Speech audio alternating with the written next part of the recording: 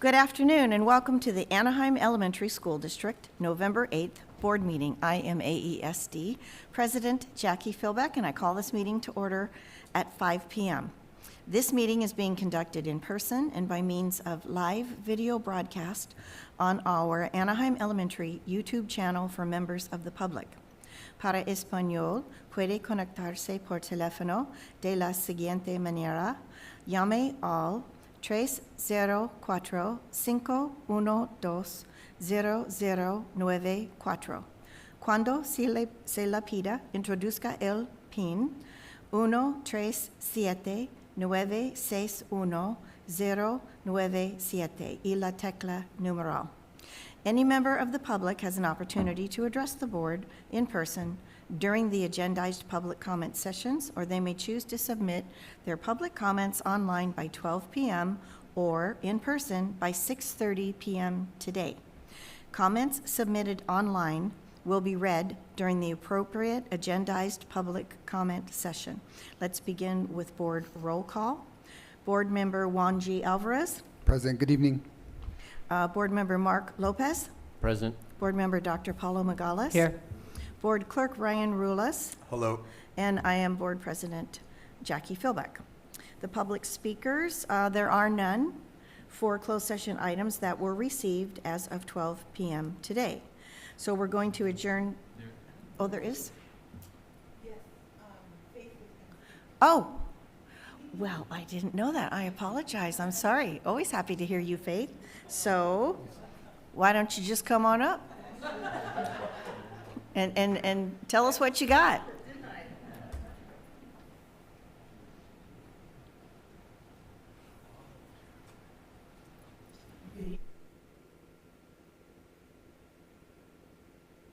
And cabinet members.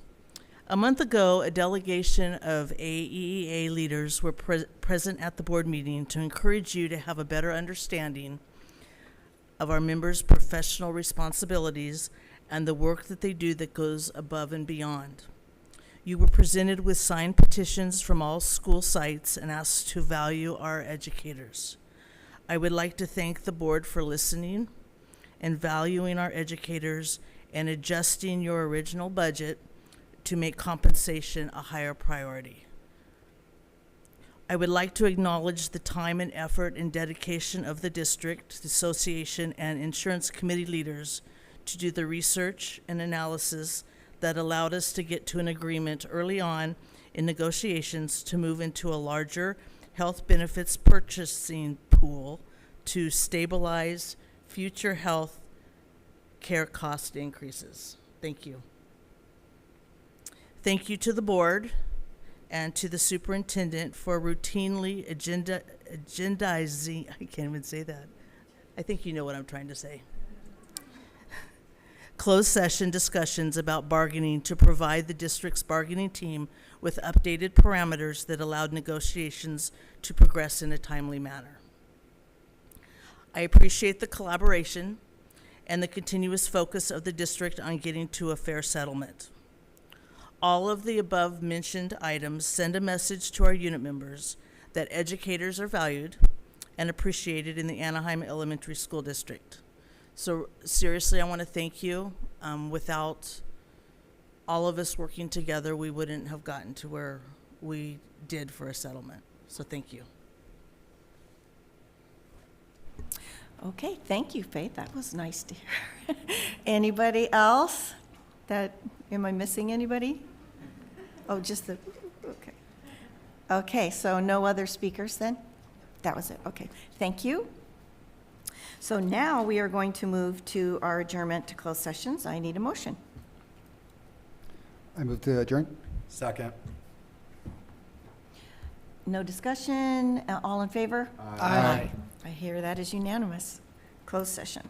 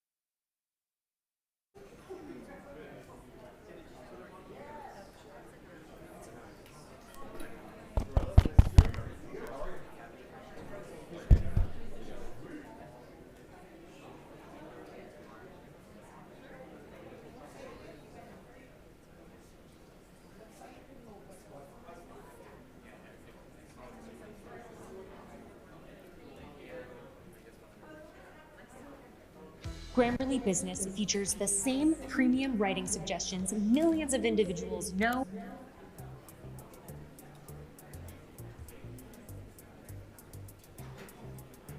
Oh, hey there, you. You probably already noticed, but yes, I'm holding a tablet. You probably noticed because tablets are a regular part of school for us here at AESD.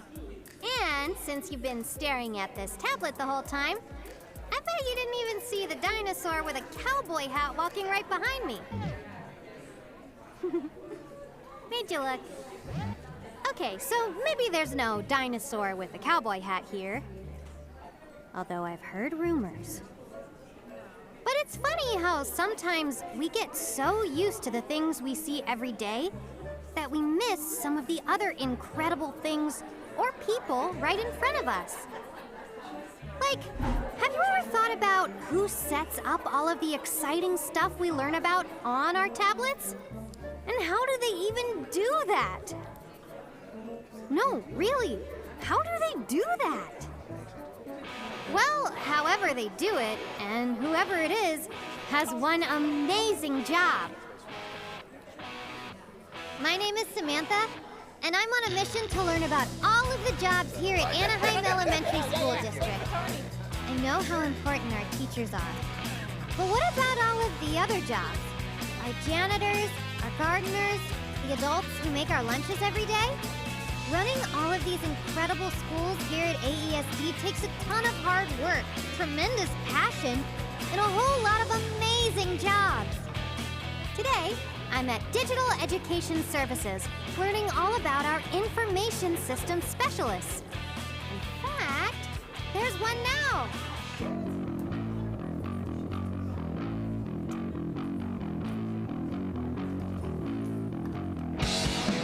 My name is David Villalpando, and I have an amazing job.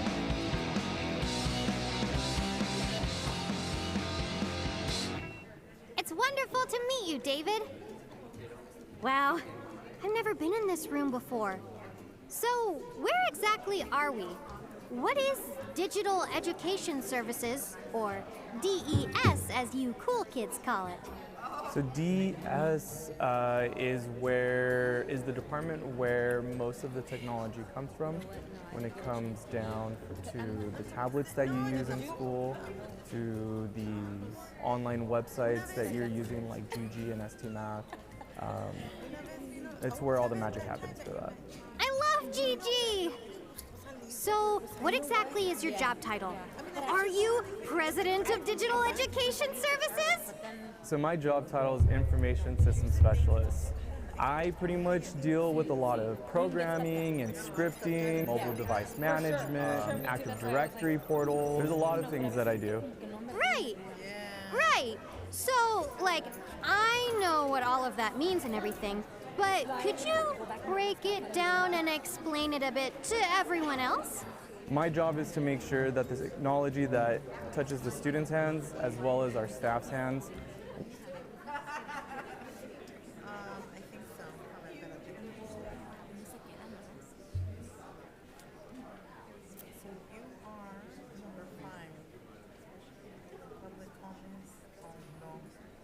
I'm sorry. You will present and then they.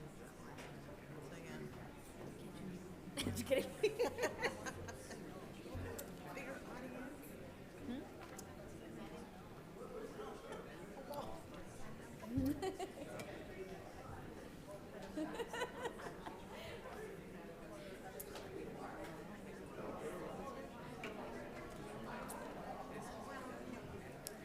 So mine's pretty quick in the beginning. Mine's pretty quick in the beginning. Sí, eso will come shortly. Sí, porque ahora no va a haber las presentaciones que van a ver. You're going to be the first presenter. Yeah.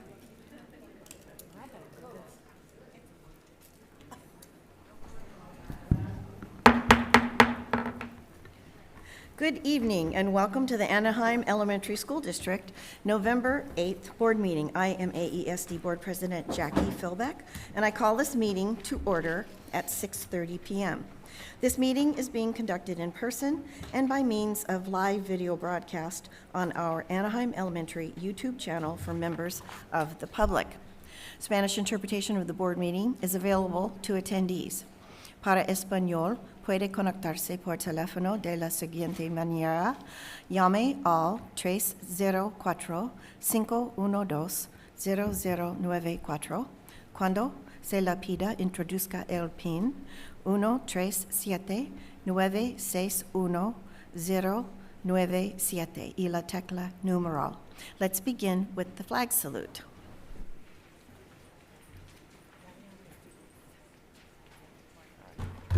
Okay, please stand, everyone. Put your right hand over your heart. Ready, begin. I pledge allegiance to the flag of the United States of America and to the republic for which it stands, one nation, under God, indivisible, with liberty and justice for all.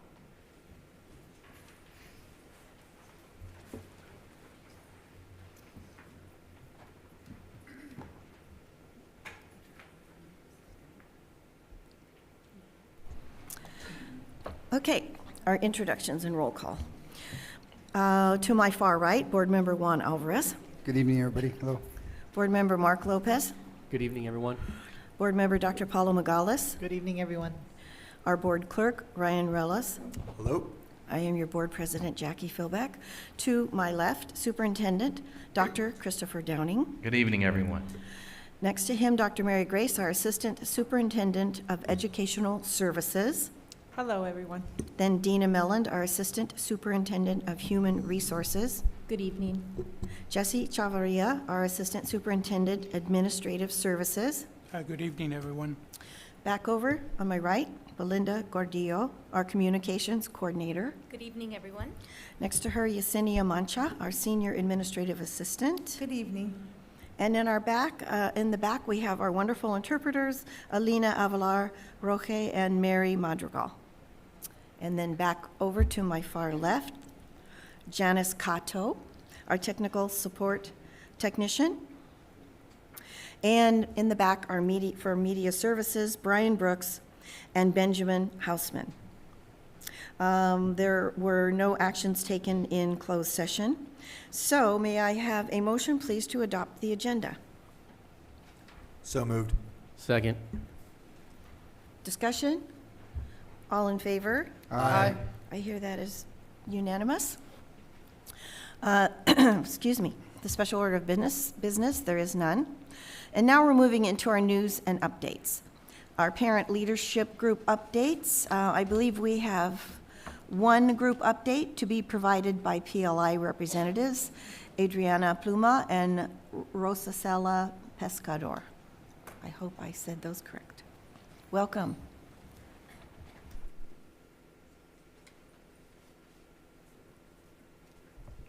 Good evening. My name is Adriana Pluma, and I am a fifth year PLI parent from Edison. So far, PLI has had 3 meetings with leadership training from Shirley Diaz, where we learned about qualities of a good leader and important role as team members to work with others, site PLI, team, and other parent volunteers. Laura Houston provided deepening understanding of culture training at our PLI meeting yesterday, which was really nice. PLI has been supporting at school sites with facilitation of 10 education essentials and school and district parent events. We took part of the Anaheim's Halloween Parade and Dia de los Muertos, which both were full in reach of cultural for all of Latino community. Thank you so much for allowing us to do that too. We also promote district parent opportunities and help recruit parents to attend this year's Inside the Outdoor parent trip to Santiago Oaks, where we had parent representation from all of our school site grades from TK to 6th grade. And that was also an amazing trip. I was part of it, and it was my first time. I didn't even know it existed. So now I have another place to take my daughter. I have also been part of the PLI cohort of 20 PLI parent leaders that attended a 5-week training with Mrs. Yesenia Navarro to support her with launching intro sessions to Cuentos Familiares at school sites. Cuentos Familiares, it's a family literacy program with bilingual books that establish a reading routine at home with themes that reflect the Latino culture. Those books are amazing too. I read them to my daughter, and she loved every single one of them. So I can't wait to, be with the parents and go over with them. We invite you to join us as we launch this series at Edison on November 30th at 1:00 p.m. We also invite you to the 2-day Trainer of Trainers training at Key on January 22nd and 23rd, where our new PLI parents will get training to help facilitate the 6-week parenting partner workshops at their school sites. That's it for me. Thank you. Hi, good evening. My name is Rosicela Pescador, and I am a 7th year PLI parent from Edison, and I am also part of the LCAP parent representative. And at our last LCAP meeting, we discussed the importance of student attendance and looked at district and school data on how we can help and improve the student attendance. We looked at data there, and afterwards we met, after the LCAP, we met with more PLI parents and see how we could support the district in improving attendance by leading an activity at our PLI, as our PLI team met yesterday, and we came with an engagement with all PLI parents with an interactive activity where we saw the importance of being present and not miss out. So what we did was we first started with the dance, and it was like a 2-step dance. And then we had a break, parents went out, and the parents that stayed out, we closed the doors, right? And the parents that stayed in, we taught them the 3rd step. And when break was over and the parents that stayed outside came back in, they were lost, right? Because they didn't know that 3rd step, which to us was trying to teach them the importance of not having the kids miss school because they miss one important step into the education. Yeah. We also showed them the importance of missing 2 days a month is already a lot. 2 days a month might not mean a lot to parents, but it's a lot to the education of our students because they can miss so much in 2 days. Not counting our sick days. So to us PLI parents and our team, it was very important to show our parents that the importance of not missing school. We guided each PLI team from our school sites to support informing other parents in the importance of attendance, and we think of ways that can increase awareness and support the site with the campaign. So PLI will start a campaign at their school site and see how we can help our school sites with the attendance for our school. Thank you.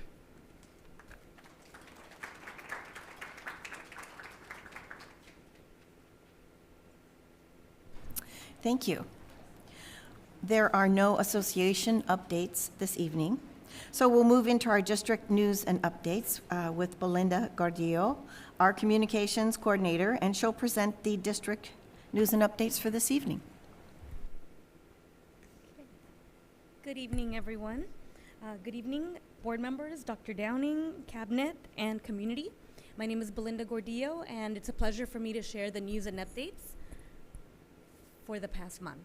So during the week of October 9th, as many of you know, it was Career Week, and AESD held a variety of activities to help encourage kids and help them think about their futures. During this week, students wore college shirts, they dressed up in their future career attire, and they received exposure from so many different professions. So it was really an amazing week and an incredible opportunity for our AESD students. Okay. On October 12th, the Kemper Foundation visited Mrs. Medina's kindergarten DLI class, and This was at Loera Elementary School, and they provided an amazing, generous grant to them. And all of their kindergarten students there received backpacks, supplies, and some nice treats. So we want to thank the Kemper Foundation for their support of dual language programs in schools. On October 14th, Council Member Leon and Park Commissioner hosted a cleanup and beautification day at Starter Park, and we had a lot of our community members participate. So it was a really great opportunity to not only for the environment, but for the well-being of our community as a whole. And then on October 19th, AESD successfully conducted the Great Shakeout event across all of our schools. This annual event serves as a platform for educating students and school communities about earthquake safety. So it's very important for students to practice these measures and staff as well, just to be prepared just in case. And overall, it builds confidence for us to know, how to prepare for, any kind of emergency. And then on October 20th, AESD hosted the event for Carlos Leon's Trunk or Treat. It was kind of a last-minute request, but our online academy, as well as our Anaheim Succeeds program, were able to help them and host the Trunk or Treat, and we had a variety of students and community members come and support this wonderful event. And then October 23rd through the 31st was Red Ribbon Week. And students participated in a variety of activities on a daily basis. We had a lot of support from our PTAs, our moms, and our PLI parents as well. And this was an important initiative because it raises awareness about the dangers of drug and alcohol. So students were able to learn about how to lead a drug-free and responsible life. So that's a very important week for us. And then October 25th, we had a resource fair and festival at Gower. And this was a great event that many community members supported, from the Anaheim Fire to Anaheim Utilities, and as well as Council Member Jose Diaz. So the event brought together a wide variety of activities and resources to our community. Our families received just so many different resources, including free haircuts. There's a little boy at the bottom that I took his picture. It was his first haircut ever, and he was 1 year old, and his mom said, "Hey, I'm gonna take advantage of this." So it was a great opportunity and a great night for all. And you did hear previously, we did host a parent field trip along with the collaboration of Inside the Outdoors for our families. And we had nearly 60 parents attend. It was, just a great way to deepen the understanding of what the field trips are like for AESD students. And it was a great opportunity for our families. And you could see we had parents, they even took the bus there. And when they got there, they were greeted by Dr. Downing and our staff. And it was just a great morning and opportunity for all. Okay, and then on October 28th, we had our Anaheim Parade. This was the 100th year for the city of Anaheim. We had all of our board members, all of our cabinet members, a total of 700 AESD community members attend. And out of them, there was 200 student band members, and you'll see them in the picture right there. It was just a really great community event, and we had just a great representation this year. I was excited to be part of that one as well. Okay, November 1st, as you know, we didn't have school. For the kids, it meant a free day after Halloween. And for us, it meant really just a great way to get together as a team and, participate in different activities during the day with our teams, whether it was goal setting or reading a book together or just team building activities. So, at AESD, we believe that when we invest in the growth of our staff, we ultimately invest in the success and well-being of our students. So this was a really important day for us. On November 3rd, we had AESD mariachi students perform at UCI. It was really an incredible event. We were invited by the Drake Foundation, and we are very thankful to Mr. Caffrey, Mr. Villanueva, and Mr. Anderson for preparing and teaching our students and for their continued support and letting us showcase these wonderful students. And then last but not least, last Friday, we had Day of the Day, or Dia de los Muertos event at Pearson Park, and we had so many parents put together these beautiful altars, part of the PTA, part of the PLI, and I was able to go and attend, and I just saw so many different schools represented there, and it was just so much hard work to create these beautiful altars in celebration of this cherished tradition. So thank you to the Anaheim Community Services for allowing us to be part of this event, and then our Anaheim Succeeds program.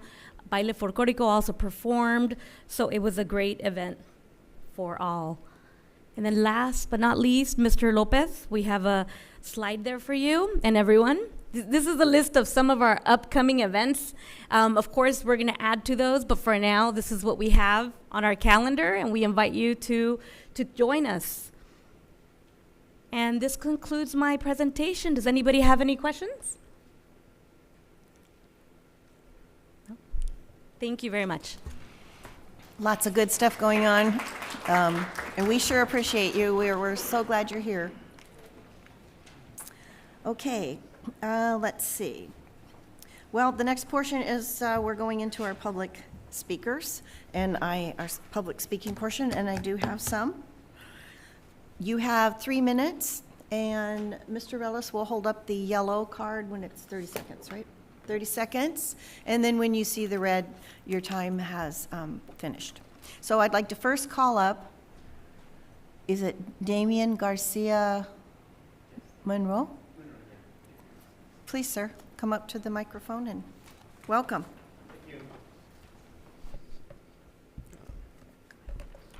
So I'm going to speak first, but you can stay next to me. Hello, board members, President of Board Ms. Phil Beck, superintendents and staff and guests. My name is Damian Garcia Monroy. I'm here with a parent. I want to introduce myself first, though. Story behind me, 12-year Army veteran. I've always had a great respect for the rights of our citizens in our country. When I got out in the community, Dr. Michaelis knows, I've been very active in the community. I founded LULAC in Garden Grove, which is one of the most active chapters west of the Mississippi. So I've been in civil rights for a long time until I had issues with my school district. Not this one, Garden Grove.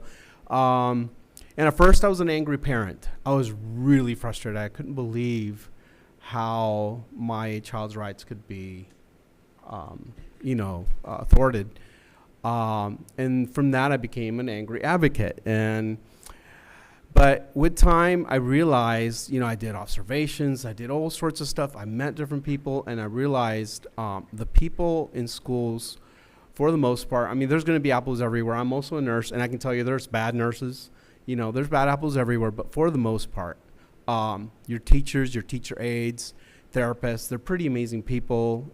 People are trying to do incredible things. I know some of your board members, amazing people. And so we're just here teaching my parent how to advocate for herself. I'm literally just trying to, get myself out of a job so that parents don't need us. But my job is really, I work with the districts now in a much different way. I don't even call myself an advocate anymore. I'm a coach.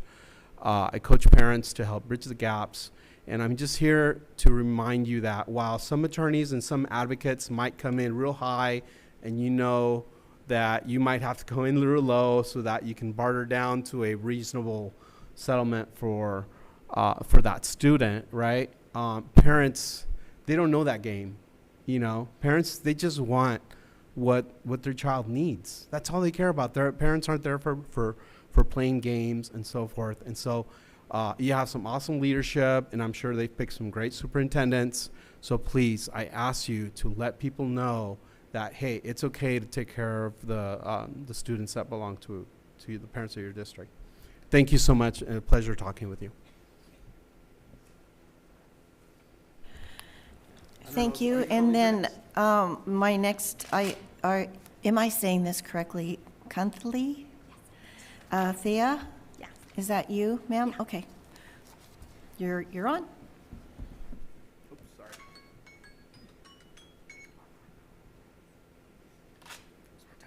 Dear Anaheim,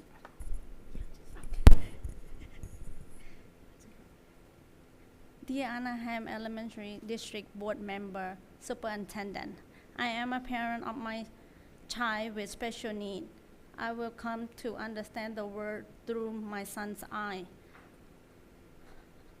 A mere 2 years ago, I believe he could only use one button. Today, he used augmentative and alternative communication device with many buttons to express his want and need. He grows show incredible potential, provided he will willing to give him support and need. The word tirelessly to support his unique need. And I know your teacher and teacher aid and therapy do too. When my son began attend school, everyone collaborate closely with me on his individualized education program, IEP. I individualized trust into school system. However, when I signed the document at the previous school district, I was rely to my son's services was didn't realize that my son's services were being reduced. Be reduces. It's okay. The action disappointed me and shrink the trust of my son IEP team, and only after I obtained an educational advocate was served restored. Parents want mutual respect and trust at IEP. We must work on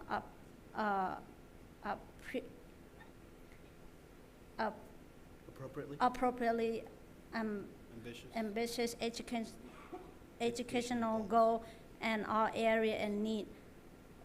And we should then need advocate or attorney to get it.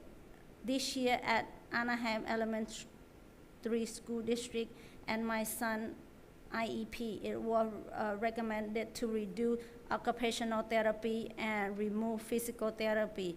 With all all the evidence of my son progress in PT or OT impossible area, and I went into a therapy is not likely to recommend to reduce in service. In recommendation, reduce service must be become a progress of the top down to low special education costs. The teacher and the therapy need to know it is okay to provide reasonable and adequate support advice to meet the need of the child with an IEP. This message must be come from you and the board and the superintendent and the special education director. Thank you for attending to this matter. Thank you. Thank you very much. All right, our next person is Kathleen Hurd.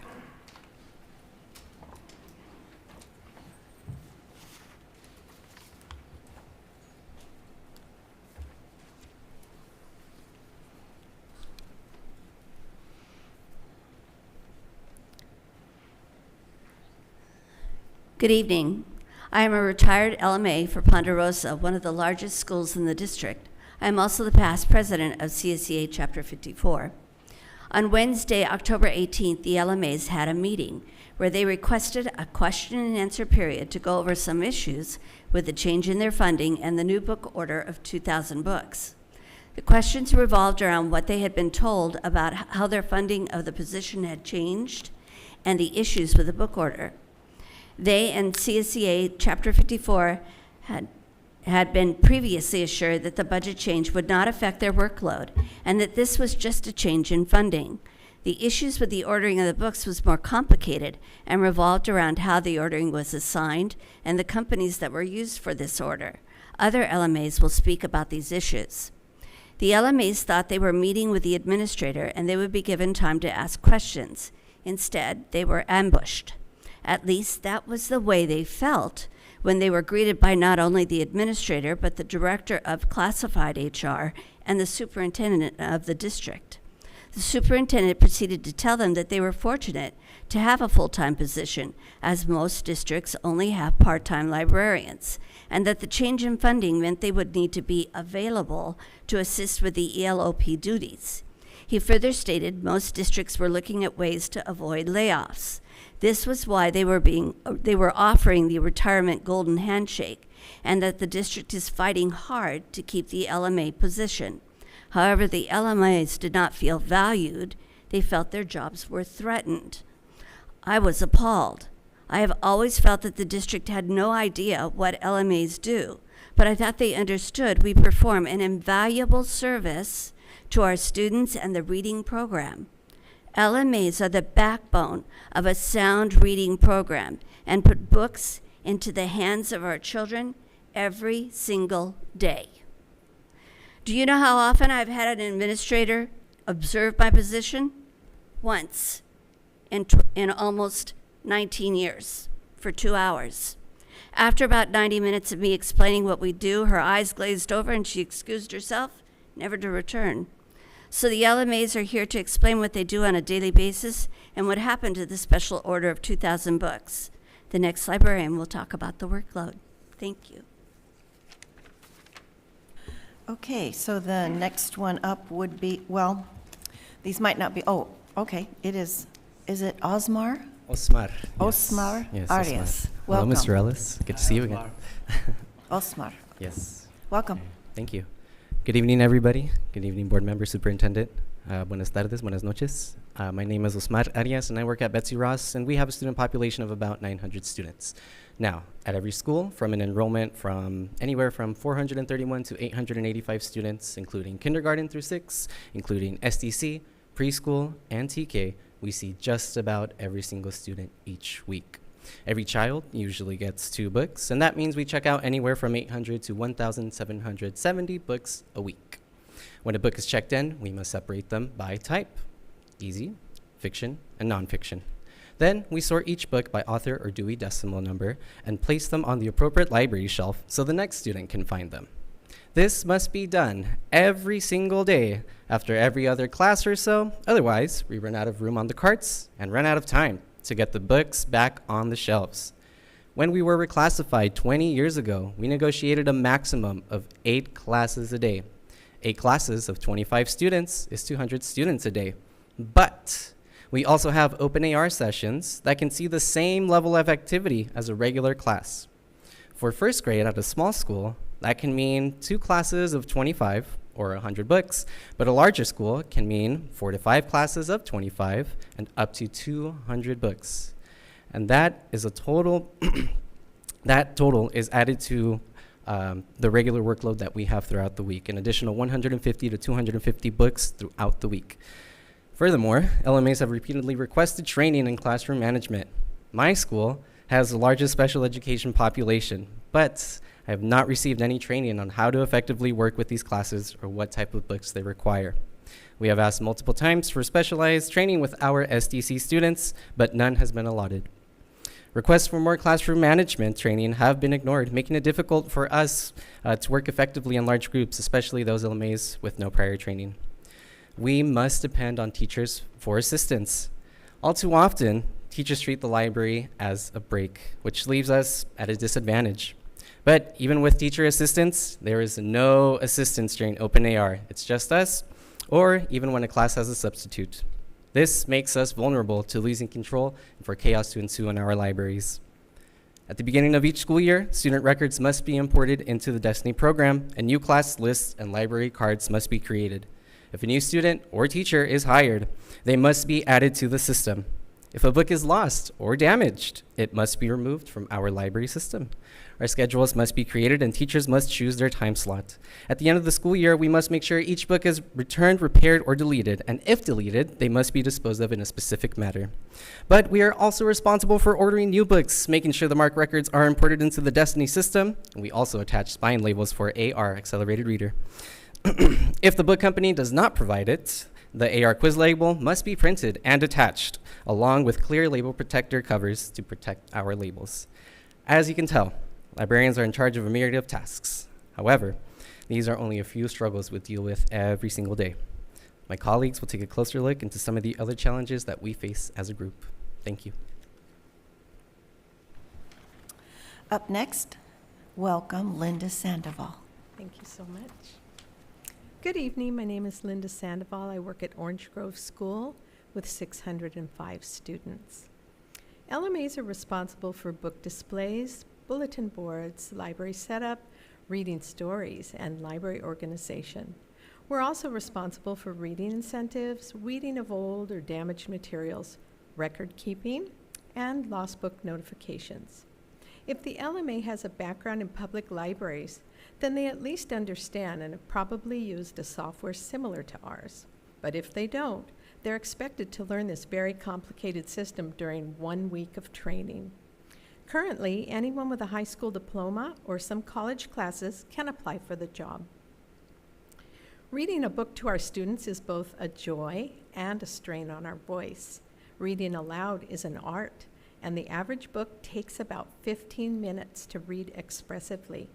If you read expressively for more than 3 or 4 classes a day, you will strain your voice and could end up with laryngitis. Since there are only a limited number of substitutes, the library will be closed for however long the librarian is out. This is one reason why we need to plan our schedules carefully. Upper grades are choosing chapter books, and this takes much more time to find a book to their liking.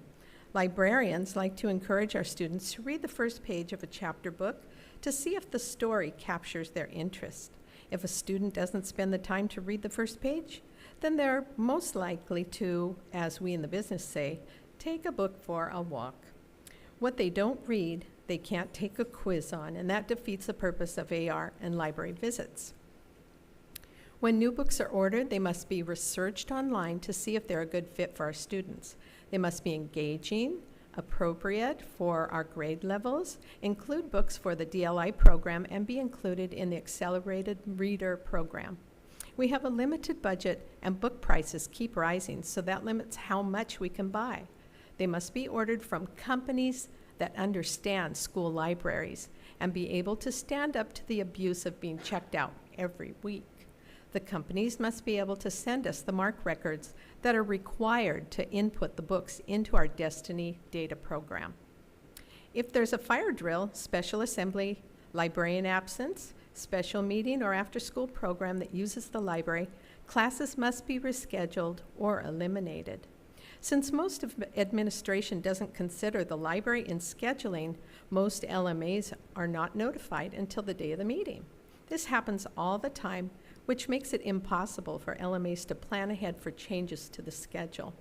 This annoys the teachers and administrators. But how is the LMA supposed to plan when the library schedule is never considered? The next librarian will talk about the special order of 2,000 books for each library. Thank you. And that next librarian should be Darlene Espinoza, correct? Correct. Thank you. Welcome. Okay, good evening. My name is Darlene Espinoza, and I have worked at Lincoln School for 24 years with a current enrollment of 777 students. Most special assignments are negotiated to use the employees by seniority. Because seniority was ignored, the senior librarian's expertise and experience was not utilized, and the extra work was assigned to other LMAs. The union was notified and demanded restitution, so the senior LMAs were then also paid for the time they should have received. Several issues evolved from this order, as the expertise necessary for such a large order was ignored. Duplicates of books already on the shelves were ordered again, and over 400 books do not have AR quizzes. The two companies ordered from were unfamiliar with our ordering process, and the requirements necessary for labeling were ignored or incomplete. The mark records for Destiny were also incomplete. This meant 2,000 books needed the data to be entered by hand. Labeling had to be reprinted and attached to the books. Some books needed new barcodes altogether. Librarians were offered 3 days to relabel and add the books to inventory. Each book takes 5 minutes to input the missing data, print and attach all 3 labels, and then cover the labels with a clear protective label. That means 2,000 books times 5 minutes, each is 10,000 minutes. Divided by 60 minutes, it's 167 hours. And we were given 3 days. LMAs were told to order shelving. We were told to turn in our requests, but several of the LMAs were skipped or missed the email, and no one checked to see who hadn't turned in their request. But worse than that, no one assisted them in the specifications for shelving. LMAs were told to research their current shelving, but given no time to weed or organize current shelving, determine if extra shelving was available. Shelving for library books is specific. The shelves must be a particular height and width to accommodate both thin, easy books, thicker chapter books, and nonfiction books. Each shelf can hold between 50 to 70 books, depending on the bookcase. 2,000 books divided by 65 books, a shelf is 30 shelves. 30 shelves divided by 4 shelves per bookcase is 7.5 or 8 bookcases. Unfortunately, most LMAs ordered 4. A couple ordered 10. No one checked each of the libraries to see if we could accommodate an additional 8 bookcases. This means the LMA will need to figure out if the current library floor plan needs to be changed, and if so, how the changes will be managed. This is a very simple snapshot of what the LMA is responsible for. It is appalling, disappointing, and heartbreaking that we are treated so unfairly, and that administration lacks the understanding of how valuable we are to education of our children. Administration needs to do better.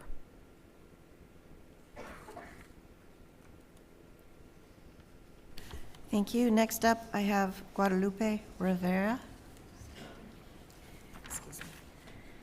Good evening, AESD school board members. My name is Guadalupe Rivera, and I am the librarian at Edison School with a student population of 829. As of November 8th, including in-use circulations, I have circulated 18,484 books for the current school year. This means in addition to shelving these 18,484 books, they were cleaned and or repaired and or processed for this school year. I began as a full-time LMA 20 years ago at Franklin School under Administrator Jan Grant. When she retired, she said I was a principal's dream librarian. I worked diligently to the benefit of our students, staff, and community. However, not to the benefit of my own family. I'd spent countless days, year after year, toiling away after hours at book repairs, book orders, book requests from staff, and any other duties I didn't have time to finish during my fast-paced 8-hour workday. I wasn't afforded the time. I most definitely wasn't afforded any extra personnel to help with the workload. There were many times I did not see the youngest of my 4 children because I left for work so early in the morning while he was sleeping and came home late as he was already in bed. Also at the time, my husband was ill with renal failure. And yet, in my due diligence, I felt the need to get work done today that I felt couldn't wait until tomorrow. People say the work will be there. That's exactly what I was afraid of. What is not done today will be there tomorrow, in addition to tomorrow's workload, causing what's known as a snowball effect. Because we work alone and unsupervised outside of class visits, our workload is not valued in the same respect as other classified positions. It takes a diligent, caring person with integrity and a hard work ethic to do our labor-intensive job, especially with little direction or no additional support. Now, what kind of a librarian would I be without a book quote or a quote by an author? Robert Louis Stevenson, best known for the classics Treasure Island and Dr. Jekyll and Mr. Hyde, once said, "Don't judge each day by the harvest you reap, but the seeds that you plant." As librarians, we are passionate about what we do. The diverse library collections we build are done with the aspiration to intentionally inspire our students.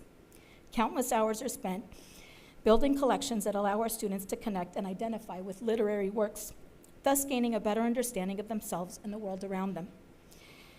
They learn to believe in themselves, build character, persevere through adversity, empathize, and allow themselves to hope and dream of endless possibilities. In addition, the multicultural books in our libraries reflect our students' diversity, always reminding them of the safe space created for them and ensuring all are welcome. When former students are in their 3rd or 4th year of college, we know the harvest will soon come, and we rest well knowing our efforts have been fruitful for them. We are planting seeds every day. Thank you. Thank you. And I believe my last speaker is Marty Strother. Welcome. Thank you. Hello, everyone. My name is Marty Strother, and I am the LMA at Roosevelt Elementary. I'm here to give my voice to what I feel it is injustice to the compensation we receive as LMAs in contrast to the work we do. Our libraries, in our libraries, there is an atmosphere of love, attention, care, respect that we create every single day for our students when they walk through our doors. The learning experience in our libraries is high, it's detailed, and is well coordinated for every class and every student. I hear all the time how other LMAs go beyond their break, lunch, and after school hours to complete their work and be ready every single day. I've never worked with a group such like this that completes, it searches, and shares ideas for the growth of all of our schools. Our jobs include ordering books, reading all books from our collection, relabeling books, preparing for holidays and or special spirit days, updating boards, updating accounts, verifying book returns, and searching for specific titles. When the youngest classes walk in, we must be ready to entertain or even more, play an instrument like it has been suggested to us. We do felt stories, time or puppet shows, all paid from our own money. We encourage students by updating our library so it's an exciting place for them to visit. We engage them in reading through different platforms, and we consistently uplift them when we see that their reading goals are low. We also keep track of student ID cards and or notices for late or lost books. When a book order arrives, we update the MARC records for those books and match our order against what was received. Whenever the Anaheim Public Library has events or holiday-related special days, we are always encouraged to share this information. And also, we're part of committees at our schools pushing aside already a packed full day.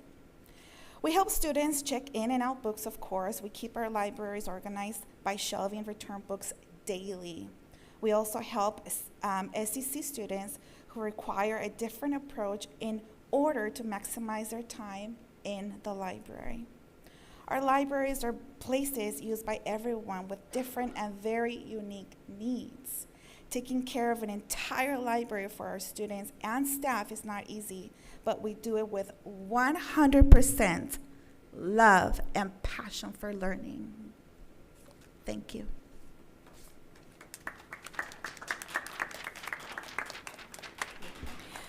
Thank you to all our speakers. I believe that concludes this portion of public speaking. So we will move on to our superintendent's report. And the first update will be on our Expanded Learning Opportunities Program with Dr. Downing, our superintendent, and Dr. Yadira Moreno, who is our Director of School, Family, and Community Engagement.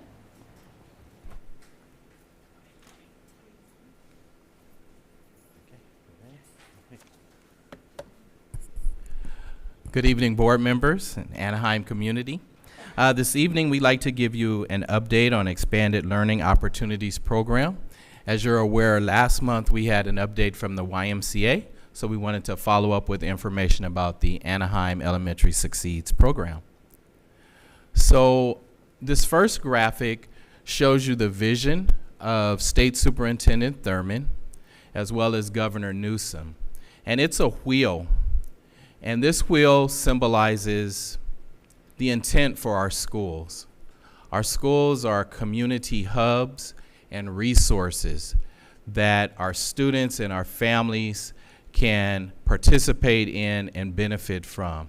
You'll see on this wheel universal pre-kindergarten, community schools, professional learning, anti-bias education. We have health programs, expanded learning, and universal meals. So in AESD, as you are aware, we already have CDE approval for 8 of our community schools, and certainly this evening we're going to share some great updates about our expanded learning program. This is a summary of the funding that's provided to support expanded learning in California. So you'll see that there are different types of funding provided to districts.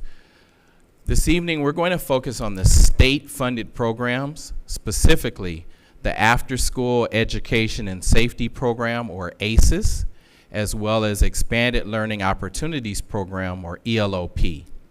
ELOP was the result of Assembly Bill AB 130 funding, and it was later amended to become AB 181. So at this time, I'm going to ask Dr. Yadira Moreno to take us through an overview and share a little bit about the Anaheim Elementary Succeeds program. Dr. Moreno. Good evening, Cabinet and board members. So expanded learning, the definition is really before, after school, summer and intercession days. So we'll talk a little bit more about that, but we really want to focus on academic, social, emotional, and the physical needs and interests of our students through engaging learning experiences. One of the most important parts of the legislation that we discuss a lot is that it will involve community partners because it's such a large undertaking, and we want it to complement our day program but not replicate it. So that, again, in keeping our students after school, we want to ensure that it's not the same thing they're doing the 6 hours during the day. So with our ACES program, the After School Safety and Education grant, what we want to ensure is that this was voter approved in 2002, and it has expanded and been renamed to Before and After School Learning, and it has been renamed. But the ACES program funds, really what it does is also a focus on literacy and academic enrichment for TK through 9th. So you do see ACES funding in our junior high schools as well. Funding is designated kind of through the same lens as ELOP to maintain existing before and after school programs and to provide eligibility to the elementary schools. The program intent is really driven by California Education Code 46120, that LEAs offer the unduplicated students in our classroom the instructional programs and access to comprehensive and intercession dates to our TK through 6th grade students. The program requirements for ELOP is our 9-hour days, which we very proudly serve our students above and beyond the 9-hour requirement. Typically, it's our 11.5-hour day that we're serving our kids from 6:30 to 6 o'clock p.m. And offer at least 30 non-school days, which we also supersede that by 31 that we have planned for. And also the intercession, the beyond intercession days that we offer in July.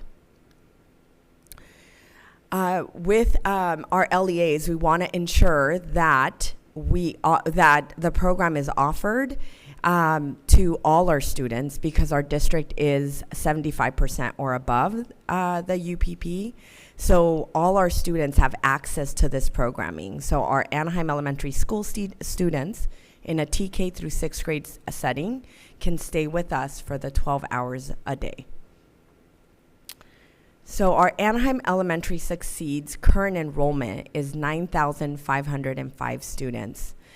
That is 67% of our current student population. And our last update, which was around May, you saw our highest enrollment, which was 75% of our student enrollment. We currently have about 1,900 students in our Anaheim Achieves program, which they are our ACES provider. And our Anaheim Elementary Succeeds, which is our ELOP funding, is 7,577.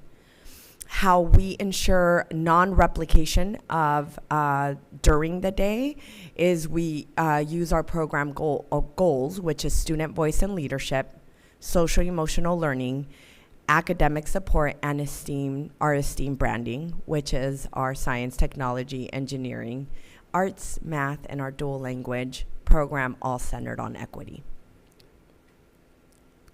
So what you see is just little snapshots of what enrichment we are offering our students before and after school.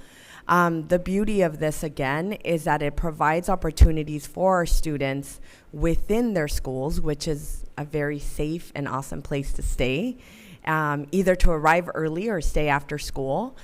So we have our culturally relevant assemblies. We have our sports teams that have taken off. Soccer will be across 23 school sites this year. Our speech and debate, where we have 13 competitive sites competing in national tournaments. Our mariachi program, which you saw during our board news board and updates by Belinda, that she also highlighted the stage that they've been able to achieve. The visual arts component that goes beyond various projects, site-based specific, and our baile folklorico group that currently has about 850 dancers in our first session. Something super exciting, and again contributes to that goal of transforming schools and really looking at adding our supports differently in our schools, is the school nurses that have joined our ELOP program. So you can see that at 9 of our community school sites, we now have LVNs from 2 to 6 p.m. And this has been a game changer, because not only do you have the office open till then, it frees up staff from little bumps and bruises that happen, because again, it's after school, and everything that happens during the day happens after school. And one of the best things that we've also been able to add is like an after-school nurse coordinator that works directly with our NOLSA during the day. They collaborate and ensure that the students' health needs are communicated, and we're able to serve them after school. So it has been a wonderful addition these past 2-3 weeks. And we're also looking, again, big picture thinking and transforming our community schools, that eventually they start supporting our families in a creative way through the collaboration of our big picture planning of community schools development. Our Anaheim Elementary Succeeds program currently has 2 ELOP administrators, 24 leadership assistants who are responsible for the site programming at their specific school site, 19 service providers, and we have morning programs at every school site and afternoon programs at every school site. That allows for 23 of our schools to be open, 6:30 to 6. And again, our online academy scholars have access to programming at any school that is convenient to them, not necessarily their home school. So as we transition and continuing to build and have conversations for our one comprehensive program, our ELOP and ACES timeline our work has begun now 2.5 years ago. One of the first conversations that we had was to ensure that through ACES, we changed the program guide for parents to be able to pick up their child at whatever time they deem necessary. One of the big misconceptions that we had is that ACES, you had to keep the child here till 6 p.m. And so through conversations and educations and supports, we learned that we're able to change that. So we worked closely together with the Anaheim Achieves, our ACES provider, to change the language into what is the best interest of their child, again, ensuring that the parent knows what is best for their child of when they need to be picked up. And then we transitioned after that in November of 2022 to, if you remember our first year, last year, we had our schools open to 4:15, 4:30, or 4:45. So we built kind of a transition into our ACES provider, where our scholars that were, once they were dismissed, if they needed programming till 6 p.m., they could still continue regardless. There wouldn't be a wait list, and it would be a seamless transition till 6 p.m. At the beginning of this year, we continued with that process, but knowing that our community schools now offer programming from 6:30 to 6, we wanted to make sure that our non-community schools would still have access for the students that needed to stay there a little later. So we ensured that continual transition, and we were able to reduce the late pickups at many of the school sites.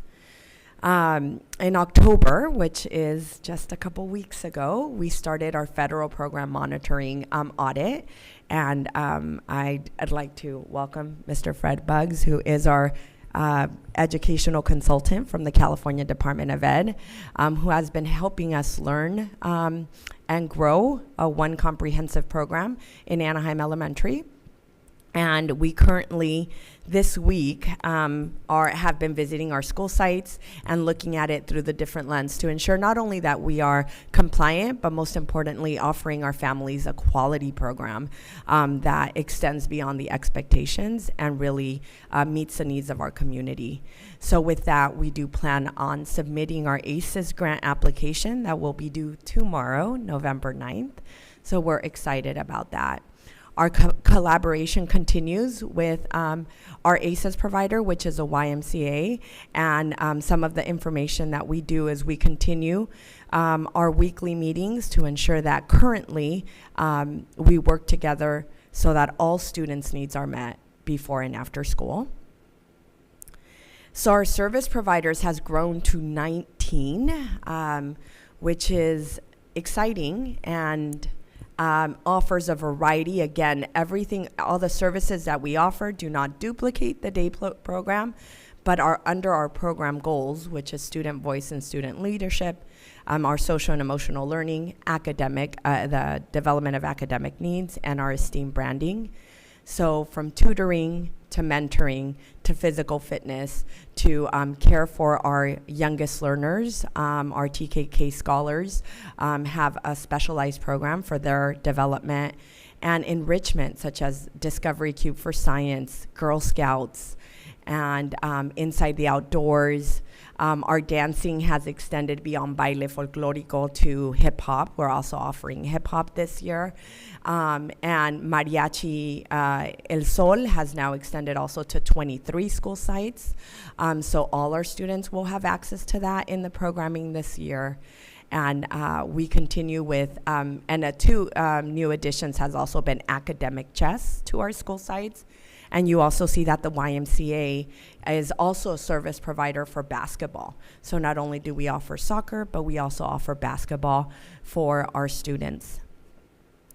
So with that, we will continue to enhance and build our ELOP program through ACES funding. So we will be submitting the grant again tomorrow, as it is due to the California Department of Ed, to be able to add full-time after-school staff and increase direct student supports. We want to expand safety and supervision, continue to have the appropriate student-to-adult ratios, expand our sport teams that we know are very valued by our community and students, and ensure a free-of-charge program for our students. Just in closing, board members, we started off by showing you the California Department of Education wheel of support, and certainly the program that we've created together exemplifies that. We are one of the only districts in the state offering almost 11 hours of support for families who need to work, families who trust us with their students, who want to make sure that their students are safe, but not only safe, participating in enrichment activities that are high quality. So it is our intent to author our own ACES grant and to move our program forward. But we look forward to the opportunity to support our Anaheim Elementary School District families in the future and the years to come. So thank you, board members, and we welcome any questions you might have. Questions, board members? Mr. Alvarez? I don't have any questions. I just want to say congratulations, Dr. Downing, Dr. Moreno, and your whole team, right? Because this came from an idea of how we're going to service kids at a really low scale level, right, to this, right? And so it's really exciting for me because, I don't know, it became something that is bigger than we could have imagined. And it's due to your outside of the box thinking, your community connections, your willingness to support our families when we're not in regular school hours, right? And so, I don't know, kudos to you guys and the team, and for this vision to come to fruition is really exciting for me, and really, I thank you as a parent in this district, right? Because those things are there for my kids, so they're there for everybody's kids, so thank you so much for all you do. Thank you. Anyone else? I'll just say thank you also in what Mr. Alvarez said. And I've had a lot of opportunity to see a lot of this program and go to some of the after-school things and the assemblies, and I've always been amazed. It's just really a fantastic program, and growing it over these past 2.5 years has been an honor to watch it. And thank you for all you've done, for the vision of it, and then now, you know, what it's actually become. So it's quite amazing. And I know, Dr. Moreno, you and your staff work incredibly hard and are called on to do a lot to make this just an amazing program. So thank you. And the presentation was really informative and wonderful. Thank you. President Philbeck, I do have something to say. You know, nothing is perfect, right? And one of the things is that, you know, the Anaheim Succeeds program this year, when it started, it wasn't perfect, like right when the full beginning of the year started. And I called you right away, and I was like, hey, why am I getting calls from families? And it wasn't a smooth beginning. But what I appreciate, Dr. Moreno, with you and your work ethic and your team is that you address these issues right on. You talked about them, you fixed them, and you ironed out these problems. And this is why I'm really, really excited that we are going to be applying for our own ACES program, mainly because of the fact that we get to control it. So as a result, when we're short something, well, shame on us. If we don't have people there, shame on us, you know? And I like that in the sense of knowing your competency, knowing your team's competency, knowing that what we produce in AESD always strives to be amazing, and the ball's in our court. And that's what I'm most excited about with this, and this is why I truly, truly, truly always now bragging about this awesome program that defines us in a lot of ways. Besides our amazing dual language program, but our after-school program as well, that's there. So kudos to you guys, and just please keep doing this fantastic work. Thank you. And I'll just add, I'm very happy to see that the music program is also, you know, that's what I love, and that it's incorporated into this, and it's just really a joy to see that. So thank you. Thank you. Okay, we're moving on now to our dual language immersion quarterly update, and that will be Maria Villegas, our Director of Curriculum and Instruction, and Magali Rodriguez, our Coordinator of Multilingual Language Instruction Programs. Welcome. Good evening, President Philbeck, School Board, Superintendent Downing, Cabinet members. I truly have the easiest job of this evening. Number one is just to say thank you. Thank you for ensuring that we're having these board updates, because you keep us accountable to ensure that we're providing that high quality program by having these regular updates. And without further ado, I'm just going to turn it over to our wonderful coordinator of multi-language programs to give us the update. So thank you.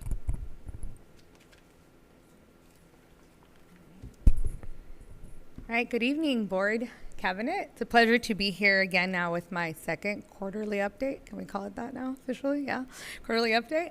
Okay, I'm gonna jump right in. Before we move on to more information and business, I just want to set the stage a little bit and just ground us on where we are. right? We've been up here telling us of where we're going, sometimes a little bit of where we've been. But what do we look like right now? So we are currently in the 18th year of our dual language program in its entirety. So 18 years. How to do the math on that one. Currently in our access to all, or our expansion, if you will, we are in our 5th year. And so that's what you're going to see here in terms of where are we in terms of the matriculation. So you see here 4th grade, up to 4th grade. So this would encompass all of the schools in which the access to all or the rollout of our dual language program fit under. So you could see there the list of schools. We have one school that's in 5th grade here, Stoddard. And then we have our fully matriculated dual language immersion academies at the schools listed here, which includes our 3 grandfather schools as well. So this just paints a picture of where we are in terms of being 2 years out of being fully matriculated. So this is exciting, especially when, we said we couldn't do it. Not us, of course, right? But here we are. Okay. Diving right into this image, which is very fitting, and this presentation was done a while ago, just putting it out there. We have pictured here, this is Roosevelt, so photo credit, or I took the photo, but credit to Marty, our LMA at Roosevelt. So here we can see just the plethora of books that are afforded to our students. And this is for the love of reading. We know students have access now to digital books. They have access to being able to get videos, but we can't forget the love of reading. And so here you can see that our schools, and I have to say that the district really saw the support that was needed. So you bolster programs, you provide support in different ways, and this is one way. So our district responded, and they actually had the idea of funding 100%. The district funded the books for every single one of our school sites. We got to work as our team as well, providing a list of books and really highlighting which one was those books that were really sought after by our kids. We asked some of our own employees, what are your kids reading these days? Because as much as we think we're cool, we're not anymore, right? So we provided multiple copies so that students, the highly checked out books, if you will, so that they would have the availability of these books. So you can see that here. And so we, of course, we did not forget Jefferson, our Korean books, as they were also afforded the books that you see. This is just one snapshot of how beautifully they have been now available for our students. So a great point of highlight for us there. Okay, moving on to our newest baby, Mandarin DLI. So here's a little bit of an update. Again, this is just intended to show, I don't intend to read everything off of the slide, but I was thinking of in 2 ways in which we're supporting the development of our newest edition of the language. And see, on the left-hand side, you'll see our teacher support. Right? What are we doing to ensure that a teacher has everything that they need? It was also unique in that we started in TK. So transitional kindergarten has very specific needs in terms of developmental, ensuring that students have play. Through play, they're learning. So what does that look like? And so down to having the food in the kitchen, which I thought was so cute, dumplings, right? We have the different aspects in there that would not be common in, let's say, English only TK, although we are exploring adding cultural aspects to that, but just having those down to that granular of details, ensuring that the classroom and the students have what they need. We have a wonderful curriculum specialist who comes highly trained from another district. She chose to come to us. And she's able to co-plan with the teacher, co-deliver lessons, model lessons, plan, whatever it takes in order for the teacher to feel that she has the capacity to, of course, serve our students as well. So she's there quite a bit in all aspects and in all subjects. So now we look on the right-hand side and we look at the curriculum. And those of us in education, we know no curriculum is ever going to be perfect, right? And so not to quote your words, but we are looking at bolstering what comes with the program and aligning it to match the rigor that we provide here at Anaheim Elementary School District. So although we have some curriculum that we were able to secure, then it comes with alignment, scope and sequence. What does it look like? Is it developmentally appropriate? And serving the students that are in our, or the population in our class who are not all heritage to Chinese Mandarin. So that's also the attention to detail there and ensuring that we are aligning with the standards at the end of the day. And then taking the transadapting, I'll remind you, transadapting means that it's not just a translation, but we're taking the concept and then adapting it to be authentically created text. So that's what it looks like there. Okay, so that's in a nutshell what we've been doing in Mandarin to help grow our newest language. Hey, Korean. We have Korean, can't forget, that's our second language here. We have Korean DLI update. And same thing, I mean, we're constantly evolving and revamping and collaborating with the school site on what are some things that we need to do to continue to support.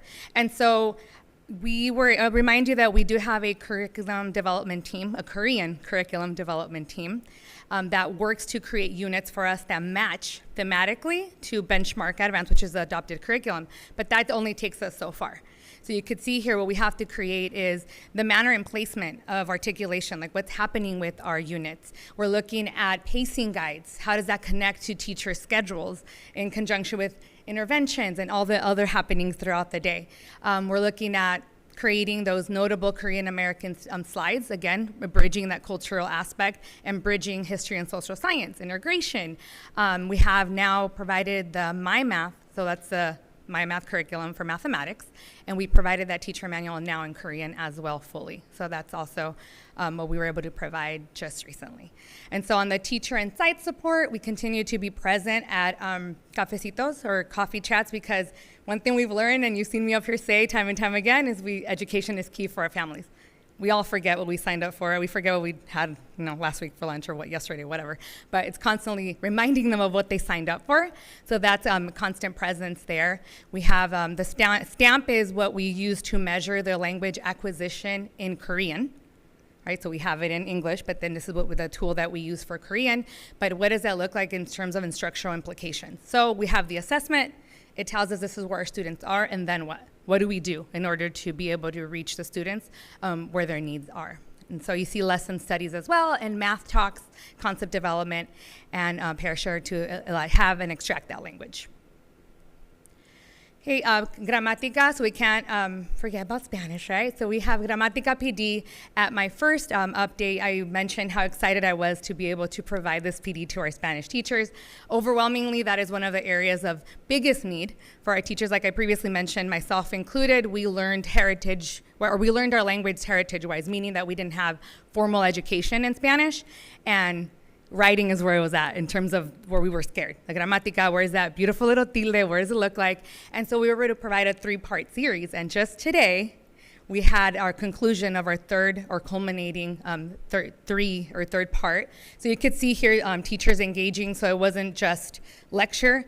It was actually, they walked away with posters. They walked away with resources that they can use. And Maria actually provided a picture. She was out visiting one of the school sites, and the teacher was actively applying the resources that she walked away with from the PD. So you can see them engaging and creating and categorizing, in this case, esdrújulas and sobre esdrújulas.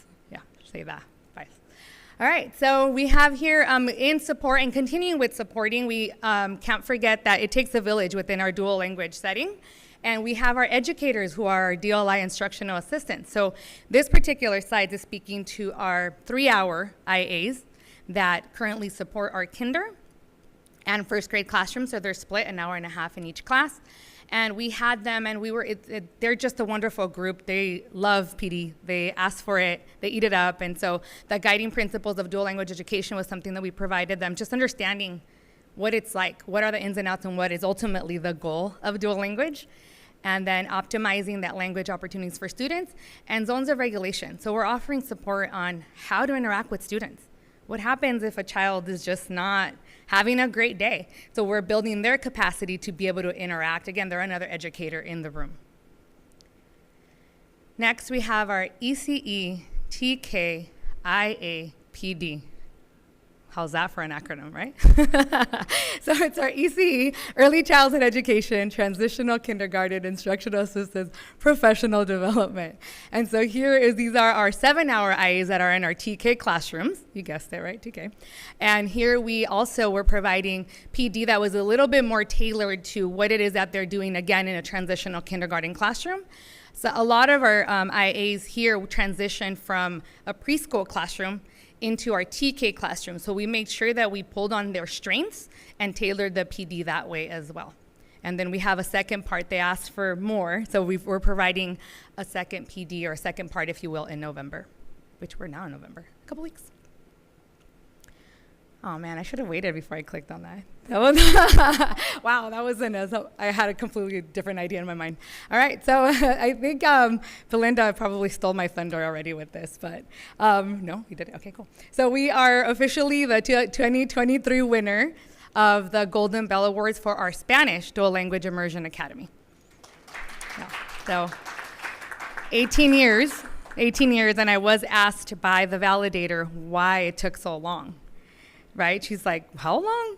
Why? Right? And so, you know me, I was talking her ear off about dual language. And so I said, you know, we're our biggest critics. And we're going to do something. We're going to make sure that we're doing right by our students first, our families, our community. The award is great. It's well-deserved.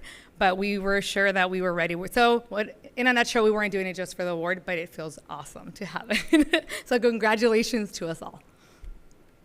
All right. Thank you. Any questions? Go ahead. Anyone that has questions or comments? I just want to say, just this screen alone says it all. What are the, the screen you just went, this one. This one, yeah. What's up For there? Kids. Yeah. Kids. Multiple languages, right? That's so right. let's just keep growing that list, right? How amazing would that be if we just grew the list and grew the list? Yeah. But I know it's a lot of work and you put in a lot of time and all our teachers are investing a lot. And so I know, thank you for everything you do. Appreciate it. Thank you. Thank you. Awesome work every single time I see your presentation. I think this is going to be a question I'm just going to always ask with regards to preparation for the future, right? Just because sustainability is something that I'm always, curious about, given that we have DLI in all of our sites. What are we doing in preparation for our future teachers? Are our current teachers, with regards to their interest level of getting their BCLAD authorization? Thank you, Ryan. Can you update me on that? We can. We seem to, with our Spanish program, it's kind of growing itself with as far as future educators. I think we have a future Sycamore Buccaneer coming down up the pikes, and he reached out. He's like, I want to work in elementary. I want to be in DLI. So they're coming back, and they reach out to former administrators, teachers, and the like. We're very fortunate. We made a relationship with a professor at Cal State LA, Dr. Gonzalez, last year, and we're going to continue to work with her on the Mandarin program and growing that, because they have a very strong program, as well as our pledge partner, UCI. When they found out that we were starting the Mandarin program, they were very excited and wanted to start to interact and work together. Our team they had an Asian language symposium earlier this year, and we attended that. So, just building and continuing those partnerships with the institutes of higher learning, so that we are always their go-to, if you will, to place for student teaching, field work, observations, and always inviting them in to learn from us, so that it's always reciprocal. Anything else you want to add?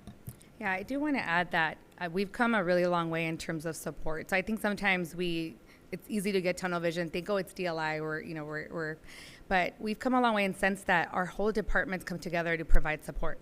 And so we had all of our TOSAs, or teacher on special assignment intervention, and we provided iStation professional development. So Lisa Sanchez provided and iStation is a platform that we use that ideally is intended for the Spanish side of the house, but we really felt that it was a PD that would merit for everybody to hear, for everybody to know how the reports support being able to meet the needs of students. And so that was twofold, because we provided PD for teachers, but also that's going to maximize how students we're able to serve the needs of students. So that's one way for me that I see truly that how it's expanding, and now we're providing support beyond just within the DLI. So it's reaching more of our teachers as well. So.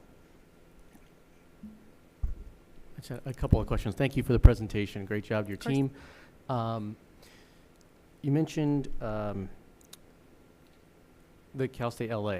I wasn't originally going to ask this, but are we still in our partnership with Cal State Fullerton? We still have that. That's ongoing. Okay, so we have pretty good turnout for teachers who are interested or signing up. I think we had 14-ish last year. Yes, last year we had 14 that completed a similar Project Become program. Some of them are in the classroom now. Some are waiting for preferred grade levels. The other thing that we're working with Cal State Fullerton is they received a grant specific to developing Asian languages, so that's really beneficial as well. And for what's really nice about it is they're expanding their reach within the languages. They were very centric on the Vietnamese language for a long time, but they are with this grant they have to expand and graduate, I believe, in 3 years now, 200 Asian language B-clad ready teachers. So it's a heavy lift for them, but their quality is there, and they even collaborate across their languages. So it's interesting to just see everything coming together. And I think it starts with that we had that TCAL grant from the National Science Foundation, and then the Become grant, and it just becomes this natural relationship, if you will. Whether there's formal money or not, we figure out a way to continue to grow educators together. Thank you. On slide 3, you mentioned the $1,300 books that were purchased. Great photo, by the way. Just want to compliment you on that. Are we still looking at donations? I know it's always kind of a risk or a gamble with some of the quality of the books, the high interest reading books, or just, I know we had a Mexican consulate had donated some in the past, but are we still looking at trying to get some of those to offset any costs we'd have in purchasing them? Yeah, we did receive 2 different years a consulate. So as they receive books, so they're coming directly from El Distrito Federal, Mexico, and we vet the books in terms of how is it that students can best utilize them. And so their donation, again, talk about authentic text, but it wasn't necessarily appropriate for our library. So those reached classrooms directly because they needed to come with support, right? With support in how the teacher can best apply and utilize that tool along with students, because it was it wasn't necessarily a straight book literature or even nonfiction or fiction that they could use. So we have gotten those twice in the past, and I know that we continue to serve on their committee as well in terms of vetting resources that are coming from Mexico and hitting California, but there's a process that we can't just take books literally off of their loading truck and bring it into our classroom. So it's a process. Okay, thank you. And the same would hold true for the Korean books as well we're working with. Yeah, so the Korean, we have partnership where we get grant money, and then part of that is used for books as well for the Korean classrooms and the library.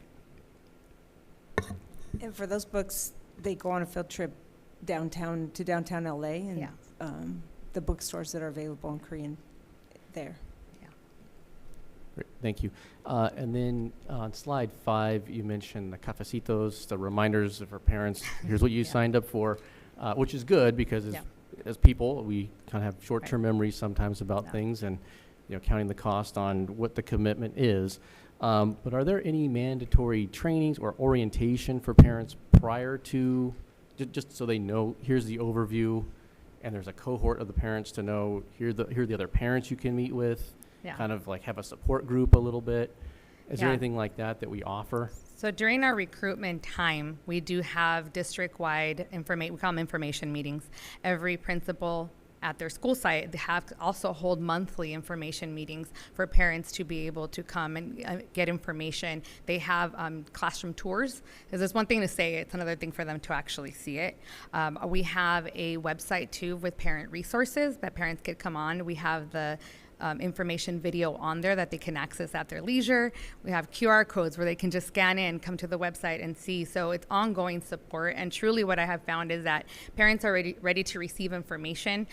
They hear when they're kindergarten students, first grade, second grade. Now they're in third grade where the transition is coming, and that's really it's when they're ready to hear the information for the grade that's coming. And so we also have meetings for parents to come and hear, hey, your child's in second grade. This is what they're going to expect in third grade. Right? Your child is now in third grade. This is what they expect in fourth grade. So there's an abundance of ways that we try to provide that resource for parents as they prepare. And I want to invite Maria up to the mic. we have a idea that we're going to roll out this year, because remember we started 3 preschool dual language classes this year. So with that, there's a kind of an idea to, one, bridge preschool, whether it's DLI or non-DLI, to our TK Kinder program, helping parents seamlessly understand they're connected. But we have an idea that we're going to incorporate our PLI and some tours, so I'll let her run through the plan. Wonderful. Thank you for the opportunity to share about that. And it's, of course, a collaboration with our DLI team. So, of course, it's all about seeing it in action. So we have 3 opportunities that we've outlined that are forthcoming. Number 1 is to engage our parent leaders. We heard from them. It's all about parent to parent, voice to voice, and when they hear about programs, they believe a parent.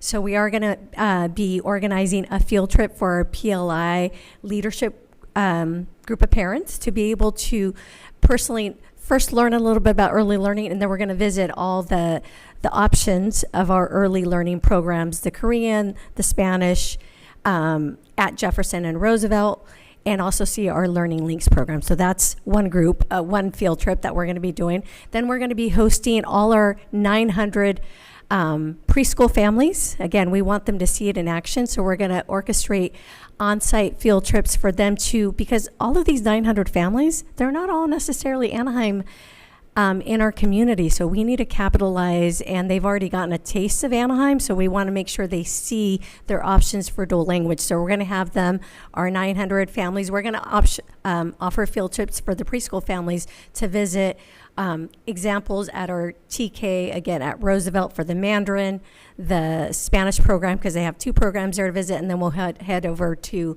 Jefferson to be able to see Korean again, and to just highlight, it's different when you see it in action. It really just speaks volumes. I think we would all agree to that. And then the third part of this is we're going to have parent learning walks on site where our preschool families visit a TK and a K, because oftentimes you may have families that are going directly into kindergarten. Again, we're saturating the market on every level. We want them to be part of the school they're at and to stay at the school they're at if it's a right fit. So we're going to be doing parent learning walks where they, again, build some capacity and then visit the visit the TK and the kindergarten class at their school site. So. Thank you. I was going to say that's brilliant, but I was going to respond to Mark, because what I've actually noticed as the parent, from the parent end, is we're at a point in the time of the run of our programming where the parents are actually coaching each other. So we have parents who have had multiple students come through the programming, some who've already matriculated, and now they're like 2nd, 3rd graders now, and they go around, and I've seen them. They tell the parents, okay, when they're gonna get into 3rd grade, it's gonna be really hard because they're not reading in English, but don't worry, like. So I've seen the parents coach each other, so that's also kind of like really prideful for me to see, because our programming is on a cycle, right? Mm-hmm. And so I'm glad that you're doing that, because we'll capture more parents, and in our own system, our parents are helping each other out. And without even us prodding them, they're coaching the other parents on like, this is worth it, please stay, like, it's gonna be hard, don't worry, like, so that stuff's going on too, so I thought it was important for you all to hear that as well. I was just adding, I thank you for that reminder. I know that every time that the information meetings, we having parent testimonials, as you say, but now just thinking about how we can incorporate some parent voice into these 3 facilitations that we're going to have, because again, it's very powerful and it's very authentic, right, when they hear from a family or a parent. So thank you for that reminder. Yeah, get some 3rd and 4th grade parents in there. That'll be. No, but to just really, that's a brilliant idea. And same with, like what my colleagues are saying, what Juan's saying as well. Like, we have a friend, I have a friend, and he knows him as well, and basically his kids, going to go into kindergarten, and he's not within our district.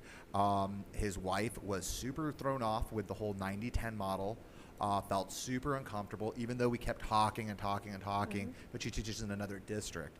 And she's like, well, my district has a really good program and blah, blah, blah, blah. And I was like, yeah, they haven't won awards like we have, which basically brings me to the other point. Did you tell the Golden Bells people, I'm sorry, we were too busy filling out our CABE awards to basically submit it, but now we'll submit it now. So, but it's stuff like that we brag about, and we should, because it's awesome stuff, and people are talking about it, and people who are in other districts who happen to be in a different model of the 50-50, now they're stressed out because they're like, man, we should have sent them over to Anaheim Elementary because, I'm listening to your kid talk, and their proficiency is just so vast, their vocabulary and the sentence structure, everything about it, and so as a result, like, I'm just really proud of this program and everything that we're doing, and you're rocking it. We have a lot of support. Thank you for the board and the cabinet, really. Thank you. Thank you for the presentation. It's wonderful. And I'd also like to speak to the Golden Bell. I know we're all really, really proud of that. And I have been a Golden Bell judge 3 times not for this district, for other districts. And I know that it requires a very intense, impressive presentation. There's a lot of work that goes into it. As judges, we're not always easy to impress, but also for the ones that worked on the submission, just getting it written up, just getting it, in on time. And then I know it's an intense interview, so thank you. I'm not exactly sure, you said, Magali, you were involved in it, so I know what you went through to have to really, and you obviously made us look really good, and you presented well, and so to impress the judge or judges that you were interviewed by. So thank you for that, and we're really proud to have this, and the presentation was great. So thank you both. Thank you, Jackie. Okay. Next, we'll have Dr. Mary Grace, our Assistant Superintendent of Educational Services, to give us the Williams Settlement Legislation presentation. Thank you. Board President Philbeck, board members, cabinet, and the remaining community. So I'm here tonight to update you on what is known as the Williams Legislation Act, which was born from the Williams lawsuit, or the Williams case. We have been involved with the Williams Settlement Act since 2000, so for 23 years. And believe it or not, and I think our board members will applaud this young man, in his school, he and 100 of his fellow students and their parents decided that their facilities, their textbooks, and sometimes their teachers weren't credentialed to teach them the content or, the subject areas. So they filed a lawsuit against San Francisco School District as well as the California Department of Education. And the basis of the lawsuit was that as a public agency, we're required to provide equal access to instructional materials, safe and decent facilities, as well as qualified teachers. And that's a picture of young Mr. Williams in 6th grade. And he is the person named in the lawsuit. And here's another quote from one of the young plaintiffs. Just because I'm in public school is not an excuse for me to not have textbooks. It's not an excuse for me to have bathrooms to be filthy, for there to be broken windows. I care about my education. And one thing, I've been here as long as the Williams Act, and I will say that our district, in all of the years that the Williams Act has ever been here, we've never had a finding or we've never had a complaint. So kudos to our facilities, maintenance and operations, our warehouse for the textbooks, and our HR for making sure we always have perfectly aligned teaching. So with that, it has evolved through the years. In 2000, it was based upon a school's ranking in the API. We no longer have the API, nor do we have the scores from the test at that time. So in last year, 2 years ago, They updated it with Senate Bill 1240 that schools that are eligible for comprehensive support and improvement under the Every Student Succeeds Act, or schools that are eligible for additional targeted support and improvement under the same ESSA, or schools with 15% or more of the schools with teachers that do not possess a valid and clear or preliminary teaching credential. So those are the criteria with which you become a Williams visited school or district. Currently, we have one school that is eligible, and that is Gwynn Elementary, and it is left over from pre-pandemic, they were eligible because of the attendance and the academic indicators on the Smarter Balanced test score. So we're hoping that they will fall out next year, but we'll see. So what are the issues covered by the Williams Act? It's instructional materials, facilities, and teacher misalignment. And I think the one that's most publicly facing the board and your constituents is the textbook materials. Each year, within this first 6 weeks of the school year, we have to have a public hearing declaring that we do in fact have textbooks for all of our students. And then quarterly, tonight on the board agenda, we have the annual report from last year that you will be accepting, as well as the first quarter for this year. And what those quarterly reports are is if anybody should file a complaint under these 3 topics. Those complaints were folded into the uniform complaint procedure, so it's very similar to that. And what it means by instructional materials, it is that we have sufficient textbooks for the board-adopted curriculums, language arts, math, science, and social studies. And remember, we have 3 languages, so we have to ensure that we have the textbooks for all of those students and that those textbooks are available at school and at home.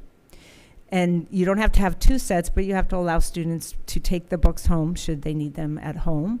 One of the caveats of being in the 21st century is all of our textbook adoptions also come with digital versions. So again, kudos to our district. Every student in our district has a one-to-one device and has access to materials, whether it's at school or at home. The other area are facilities, and facilities are checked. The team fills out a facilities inspection tool, and those are submitted annually, and we put the scores for those onto a school accountability report card. Each of you have a school accountability report card for a school in your trustee area. I provided that for you in case you haven't seen one. The school accountability report card has grown immensely. It has everything from test scores to the safe school plan to facilities. You know, it really is showing the public how we are doing at every single one of our schools. And then recently added to the school accountability report card is this notion of teacher misassignment. And I think it was about 2 years ago, we started working with the HR department and collecting the credential data and information and inputting it into a system at the state that talks to CalPads. So all of this comes together at the end of the year, and they let us know, if there are any teachers that are not accurately assigned. Granted, we're an elementary school district, so most of our teachers have a multi-subject credential. Teacher misassignments are probably most prevalent in junior high and high school, where they have to have those content-specific credentials. But again, we rarely, if ever, I'm not sure if Dina's had one in her history where we had a misalignment. So the reporting requirements are instructional materials are the resolution that you pass at the beginning of the year saying that you believe we have a textbook for all of our students.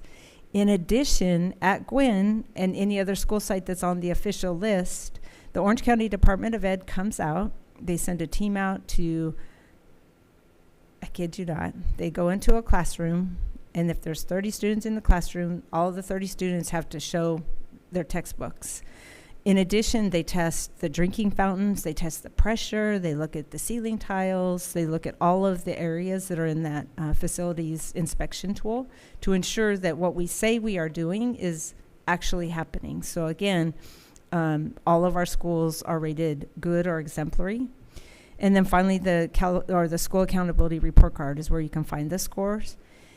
Interesting enough, when we move to local control funding formula, and we have to have the LCAP, which is the Local Control Accountability Plan, there are 8 state priorities that are within that plan, and the first 3 or 4 of them have to do with the Williams. We have to have textbooks, we have to have standards, we have to have good facilities. So there's some alignment across all of the accountability from the state. So here's the textbook resolution within the first 6 weeks.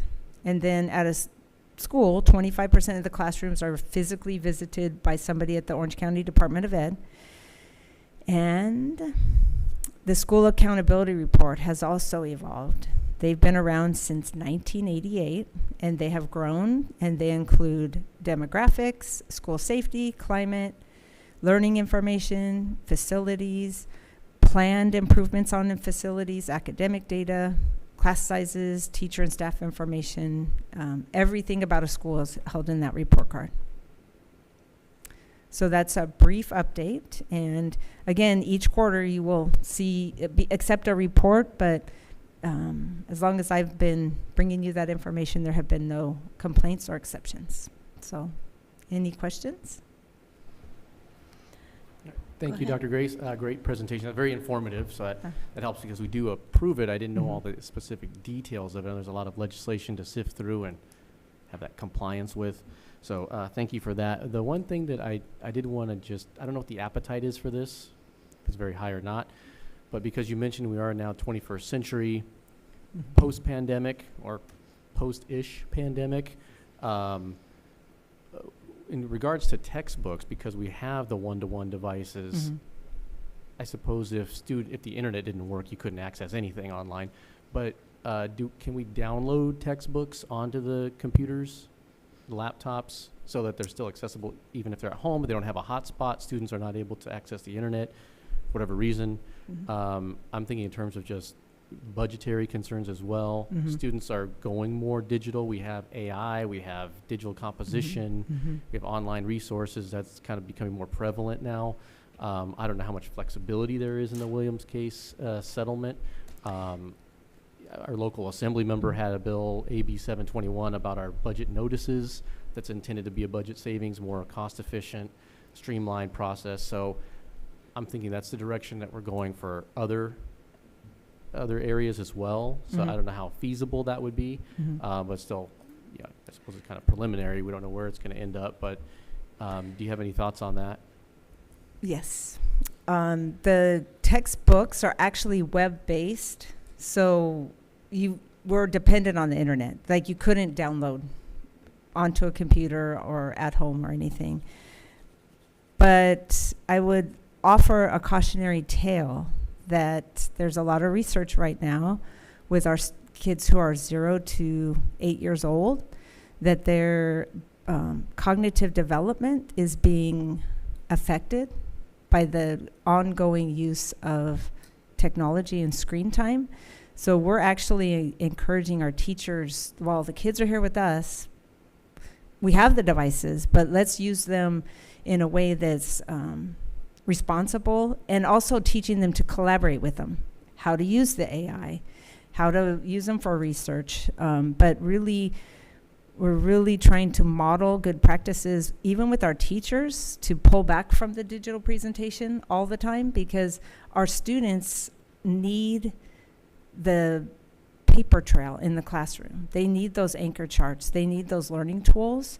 And we have to be really cognizant of that brain development and the importance of learning through books, learning through language, and learning through interaction. Just my cautionary tale on that one. No, yeah, that's great. In my very unscientific polls that I've taken for my own students, I found that a majority of them actually do prefer the old school paper and pencil. So that's been a little encouraging. So I appreciate Yeah. that. Thank you. Yes, thank you. Right, thank you. Anyone else? We're good? Thank you, Dr. Grace. All right, we're moving now into our consent calendar. Items listed under the consent calendar are considered to be routine and are acted on by the board in one motion. There is no discussion of these items unless a member of the board, staff, or the public requests specific items to be discussed and/or removed from the consent calendar. Are there any items to be pulled at this time? Board members, anyone? All right, then I will entertain a motion, please. So moved. Second. Any discussion? All in favor? Aye. Aye. I hear that as unanimous. Moving into the action calendar, our superintendent's office. It's recommended, this is item 1, the Board of Education received the draft January 2024 through June 2025 board meeting schedule for the first reading revisions. The final schedule will be brought for approval at the December 13th, 2023 annual organizational board meeting. Motion, please. So moved. My second. Discussion? All in favor? Aye. I hear no opposed or abstained. Item 2, it's recommended the Board of Education accept nominations for the California School Board Association, CSBA, Delegate Assembly for Region 15. CSBA delegates serve 2-year terms, and those elected in 2024 will serve beginning April 1st, 2024 through March 31st, 2026.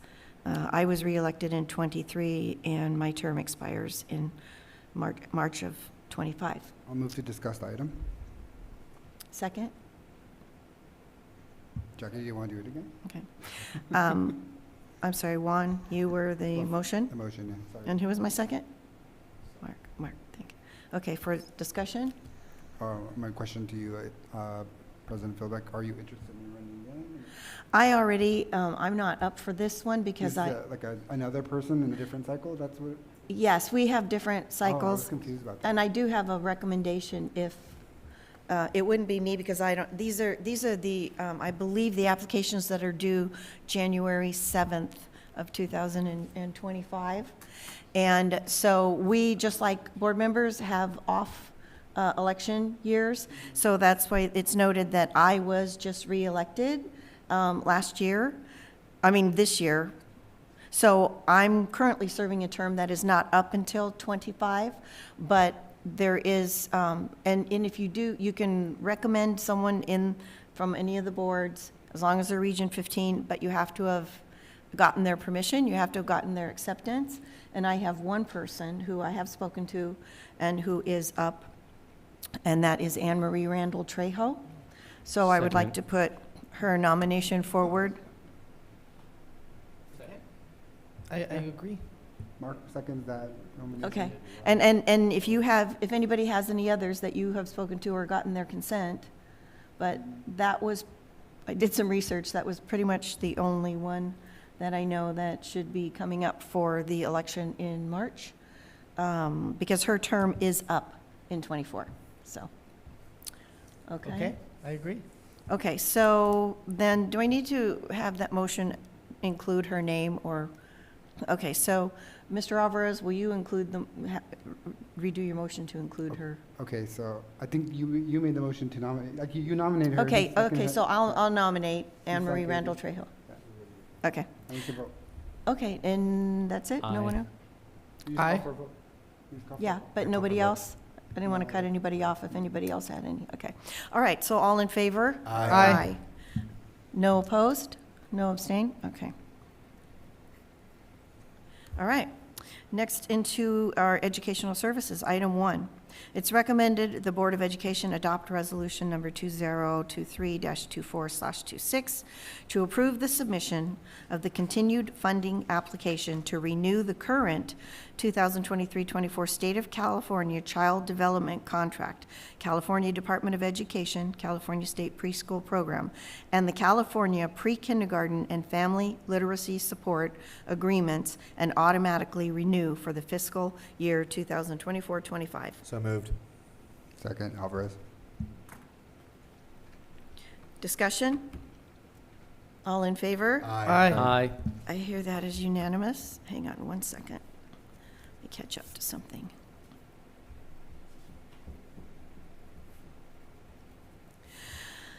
Okay, motion is passed.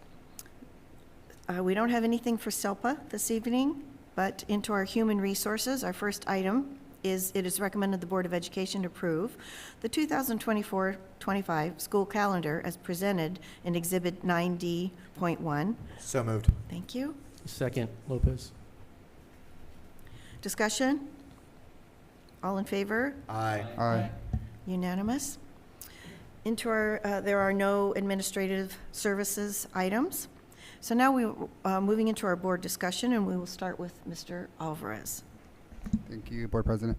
All right, I'm going to begin with the 100th anniversary of the Fall Festival, right? I think most of my, or all my colleagues would agree that's one of our favorite times together every year, right? So much fun to see so many of us come together just to have a blast out there and represent the district and the community. Really fun to be out in the parade and participate in the parade, just to see the crowd from the other end, right, from the parade out. I think we've started to become a crowd pleaser with our band, right? So I think the community kind of expects our kids out there, and they're always cheering us on.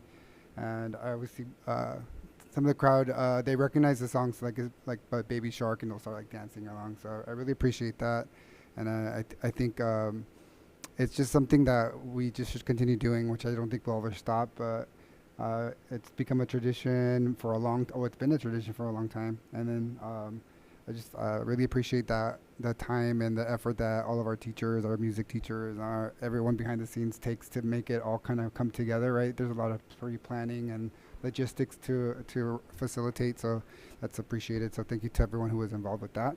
On November 3rd, I was able to spend a little bit of time at the Dia de los Muertos, a night of community culture event. Glad it got moved to the Pearson Park venue. I really do appreciate the investment of the teachers and the staff who are working with the students to collaborate on a majority of the artwork being student created, right? So that's something that I've been seeing shift. And I think it's worthwhile. I know at Horace Mann, they even got by grade level, the DLA kids did a piece of artwork based on the grade level to contribute to the altar that they created, and that was pretty smart and creative. There is some artwork that I haven't seen before from some school sites. Like I saw some tiling work that one of the school sites put up on the backsplash of their wall that they created. So I'm just really amazed by the amount of cultural artwork and creativity that's being put out there by our schools to make sure that every event is unique. And every year the students, although are experiencing the same event, are experiencing it differently and providing something else to offer to our families and our visitors, because there's people from out of Anaheim coming to visit to showcase all the amazing work that we continue to do with our kids, right? So for me, it's all about the kids that day, and it shows off that our staff and our teachers and our collaborators are supporting the kids and being the star, right? Because to me, the kids were the star that day. So it's really great to see that. On November 6th, we went to the Orange County Teacher of the Year Awards. I just want to commend Erin Lee and it was Mona Harkey, right? Two of our teachers that were kind of recognized that evening. Also kind of one of those things where it's a great time to spend with district folks and the teachers there, taking photos and just having dinner and chit-chatting. So I'm really happy that we're able to attend that and support our teachers. Every time we go to that event, it pulls on my heartstrings. So you hear the stories, right, and they play the videos of some of the teachers that do a lot of great work. And I'm a teacher at heart. That's who I am. I'm a teacher, so it always kind of just brings me back and centers me to like the purpose of us existing, even in this room here, right? We exist to support kids and families and to make sure that we're creating humans that are going to be productive and positive contributors to our society, right? So it just kind of always brings me back. So I love going to that event as well. So it turns out that October is a really cool, kind of super packed, busy, stressful time of year for everybody, but then also kind of always centers me back to the purpose of our life, right? So I'm always glad that it's like we go over the hump, but we go over the hump to then be reflective on what we do. So great time of year. And let's see, I also want to congratulate Horace Mann got a visit from the CABE for the Seal of Excellence. So I just wanted to give kudos to the staff there. Also, I know it's a lot of hard work to get a visitor to come and see your school and make sure that we're presenting all of the good things that we're doing. So I'm crossing my fingers that Horace Mann gets the Seal of Excellence. We'll see. We'll find out soon. And that concludes my report. All right. Yeah, I'm gonna. This is probably the first and last time I took a page out of President Philbeck's book, her playbook, this week. So just a couple of pictures. I'll go through this briefly. They're in no particular order, but I will do my presentation in chronological order just because I have to do that. But on October 18th, I was able to attend with Dr. Magalis, President Philbeck. We were at the AXA OCSBA joint dinner, which was a great event, getting to see some other board members from around the county, getting to hear a great keynote from Katie McCleary, who had a book called Bridge the Gap, which I was able to secure a copy of, which was great. Talking about just working in leadership and a variety of different people, different capacities, and really different emotional states that people can be in. And we're really in a people business, so I think that's really an important message. So I can't wait to start that book. And it's been a couple weeks, so I'm a little bit derelict in my reading. It's been a pretty busy month, but they did. I have a couple for everybody. Yeah, that's right. Yeah, the finger traps.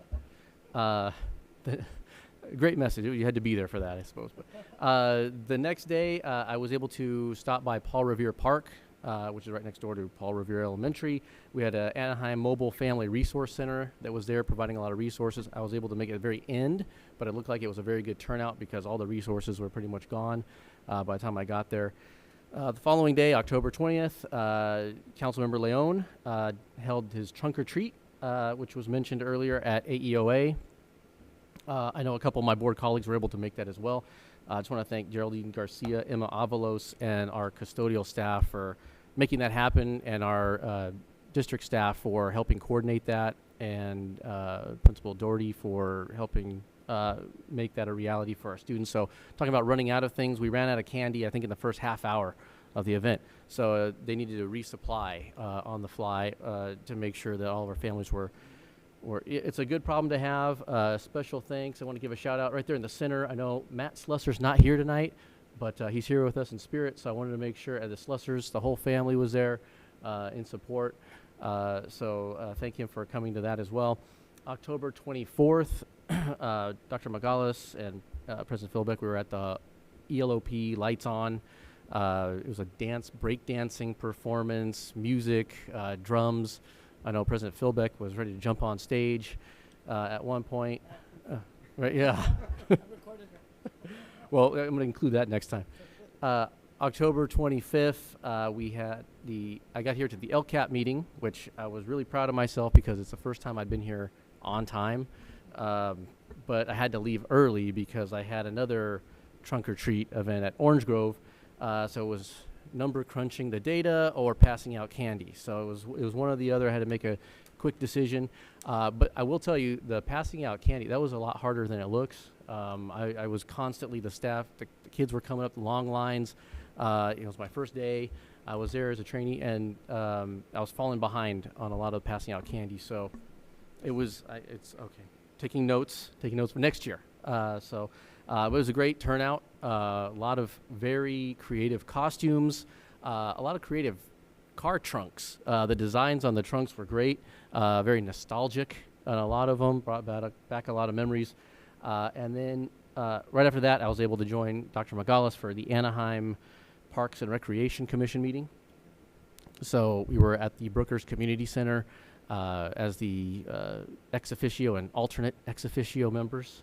So listening in on all the great things happening in our parks. I'll let Dr. Magalis share a little bit more on that if you'd like. And October 28th, we did have, as my colleague mentioned, the Fall Parade, which is always a great festive event. Really getting our steps in. It's a lot of preparation, coordination, I know, with all the different school sites, making sure the families are there. The bus, I want to thank our drivers for making sure that we had to go back and forth to a couple sites, Ross in particular, and We had a lot more parents than we expected, which was great to have the turnout, but making sure that we got everybody there on time, just the logistics of it. Really appreciate our staff working together on that. And it's great to see the community along the side of the, lined along the street. I had a couple students the following week tell me, I saw you in the parade. So just getting to see, I know a lot of us, we were being called by people in the crowd saying, oh, hey, how are you? You know, good to see you. So that was really encouraging just to see how the community really came together.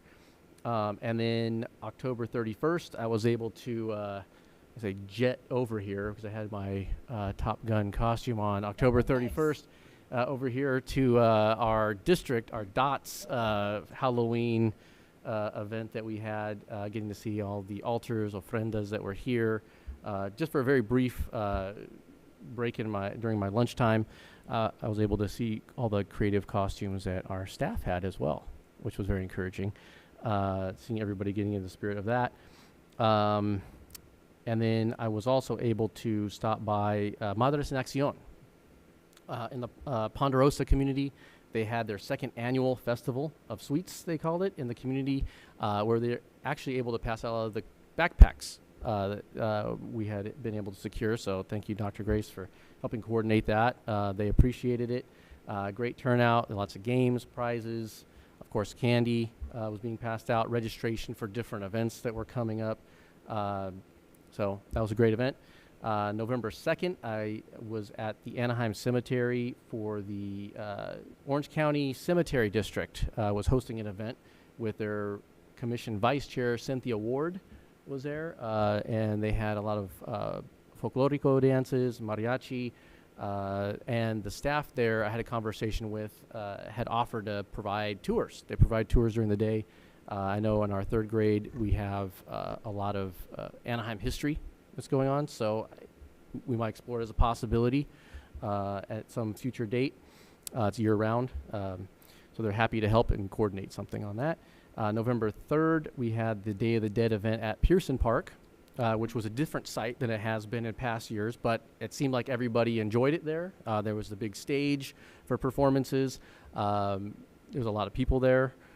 There were some areas where it got a little congested at times, but everybody enjoyed it, made it work, and I think everyone's looking forward to it next year, whether it's there or it's back at the Downtown Community Center.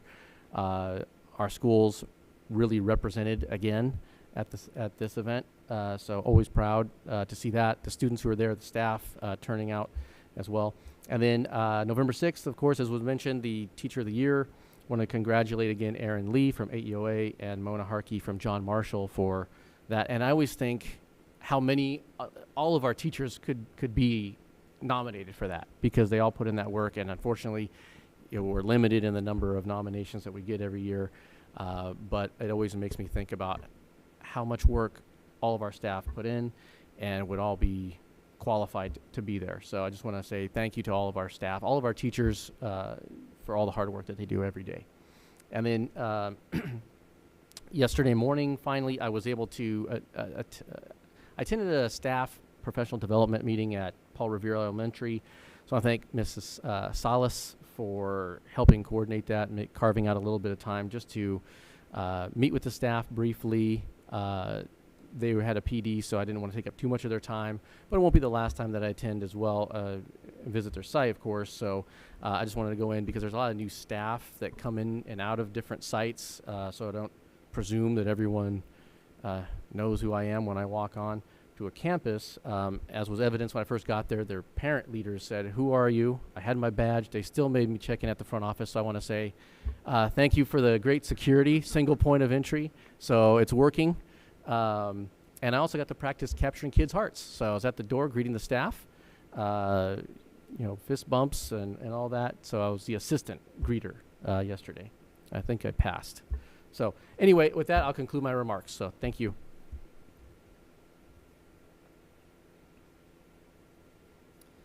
Thank you, Madam President. A very busy month in October.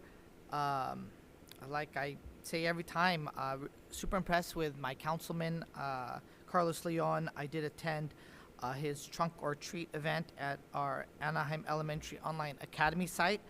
I know that it was done last minute, so I really want to tell all of our staff at AEOA, thank you so much. I know a lot of them stayed until the very end, late at night. I did talk to the custodial staff and thank them, because it's not easy to do something last minute, especially around Halloween. But what I really loved in particular about this event was that it was culturally relevant, right? Oftentimes in communities, they look down on lowrider cars. They look down on certain cultures. But that is our families, right? And it was just beautiful to see that we were looking at these beautiful cars as an asset, to tell their stories, to be proud of the culture. Even though it's not part of my culture, I learned a lot. I asked questions. I actually want a lowrider now. But it's just beautiful to see that, right? Because that's us in District 2. So thank you, Carlos Leon, for putting together an amazing event. I also asked questions of, because it was successful. It was very packed. It's interesting. I don't have kids. And I was asking families, why'd you come? Just because I asked questions. And they were saying, honestly, lately it's just, this is the safest bet, right? We know a lot of the community members here, with a lot of things happening in the world and with candies, and they feel safer, going trunk or treating versus door to door. So it was just something that I learned from that event. Yeah, the OC Teacher of the Year event was awesome. Congratulations, Erin Lee. Congratulations, Mona Harkey. Again, I wish we could, give more awards to a lot of our amazing teachers at AESD. Great food. Thank you, Schools First, and thank you to the Orange County Department of Education for putting together this annual event. The City's Day of the Dead event at Pearson Park was awesome. I didn't stay in the evening, but I did go in the right when it started. And what was really cool was that before the students were about to present, the pride of the families in dressing up their daughters and sons and the makeup and all the amount of work that was done in preparing for their presentations was just so beautiful. Some of our staff came up to me and they started to just educate me about the different dresses, right, that all the different schools chose to wear, that they were from different parts of Mexico. And I was just blown away. Every year in October, and I know that Dia de los Muertos is, like last week, I went to an event every single night in LA and in Anaheim. And I'm always learning new things about this beautiful tradition. Filipinos celebrate something similar called All Saints Day. I know it's very similar to Dia de los Muertos. Someone educated me about that. And again, just so grateful. Great job to all of our parents too, who put all the altares. Did I say that right? Altares together. They were beautiful. So again, a great event, and thank you, the Anaheim Community Services, for putting that together. I also went to my old alma mater. I typically go there every year for Dia de los Muertos because we have Madison students that also create altars. So it was great to see some of our Madison students there, which is right across the street from Loera. And they had a beautiful event with some of our students also performing in there, dancing as well. The street beat was really cool. Great job, Madam President, on dancing. I'd have you recorded, and maybe I'll ask permission to see if we could show it next board meeting. But again, what I loved, it's not just about dance, right, which in itself is beautiful. I love that this group was educating the students about the history of hip hop, all 4 elements, not just about the music, but the dancing, the beats, its origins, why they do what. Again, it goes back to education. So I love that. So great job, Dr. Moreno, for hiring Street Beat. They did great. And our cabinet.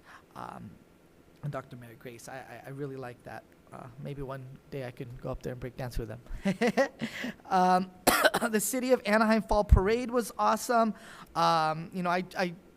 My back went out a couple weeks ago, and I tried my best to walk the whole thing, but I just couldn't. So Juan, thank you so much for allowing me to jump on the cart from time to time. But it was just so great to see our community members out there, and all of our kids.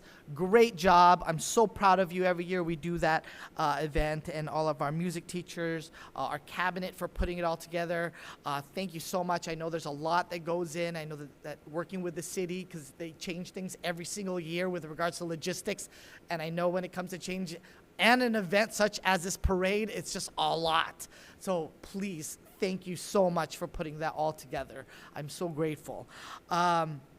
The OCSBA event and dinner was awesome. It was in the Irvine Marriott. And one thing that I took away from the speaker was that it's, and when I was talking about the finger traps, I know that it seems so, cheesy. Oh, what about finger traps, right? It's like oftentimes in organizations when it works with people, and especially nowadays with this new generation, we tend to go back. Right, when there's an issue, a problem, a conflict, a personal thing. But the message of the presenter was you need to move in. You need to have conversations, critical conversations, difficult conversations, engage with staff at all levels, right? Of course, it's important to have your balance too, but when you go behind, it just makes it tighter and harder. But when you pull in, it's easier for the whole organization to work well. So that's what I took away from that. It was also a great dinner. Parks and Rec meeting was also awesome. It was great to, I think they're starting to go, wow, now the board members are starting to come. And so it was great to learn about what our parks are doing in relationship with us and our community agreements. So it was great to be there at the Brookhurst Community Center. I did a presentation. I was invited to be one of the final panel speakers at the Konakai Resort in San Diego at the California Council for Teacher Education. So I did share mainly of my research, but whenever I share my research, I also share about CREST now. Again, verbatim words that come from our presenters and acknowledging our staff for that as well. Lastly, and I was debating about talking about this, but I could not talk about this as an elected official. First and foremost, I'd like to give my thoughts and prayers to the 1,400 Israelis who were killed, the 241 Israelis who were kidnapped, and the 10,000 plus Palestinians who were killed since October 7. Like millions of people across the globe, I am deeply concerned of the fate of all the people and children, both Israeli and Palestinian. As board members, it is our responsibility to advocate for the rights of over 17,000 children here in Anaheim and parts of Garden Grove. But as humans, we must all advocate for the rights of every child. On behalf of all the children caught in this nightmare, I call on the world to do better. As UNICEF Director Catherine Russell stated, children do not start conflicts, and they are powerless to stop them. They need all of us to advocate for them. I, as an individual board member, one, urge U.S. lawmakers to adopt the resolution led by Congress members Bush, Tlaib, Carson, Lee, and Ramirez in a call for an immediate ceasefire in the Israel-Gaza war. Two, to send humanitarian aid and assistance to Gaza. And three, to save as many lives as possible. I also acknowledge the collective trauma of Israeli and Palestinian communities here in Anaheim, the United States, and throughout the world following decades of conflict, and condemn the rise of anti-Jewish and anti-Arab rhetoric due to this current war. We are better than this, and it is my hope that all our families, faculty, and staff here in Anaheim do not engage in such rhetoric. Rather, engage in civil debate, civil conversations, and advocate peacefully as promised to us by our First Amendment rights as our leaders decide the fate of millions of people who who are struggling from this current conflict. Thank you.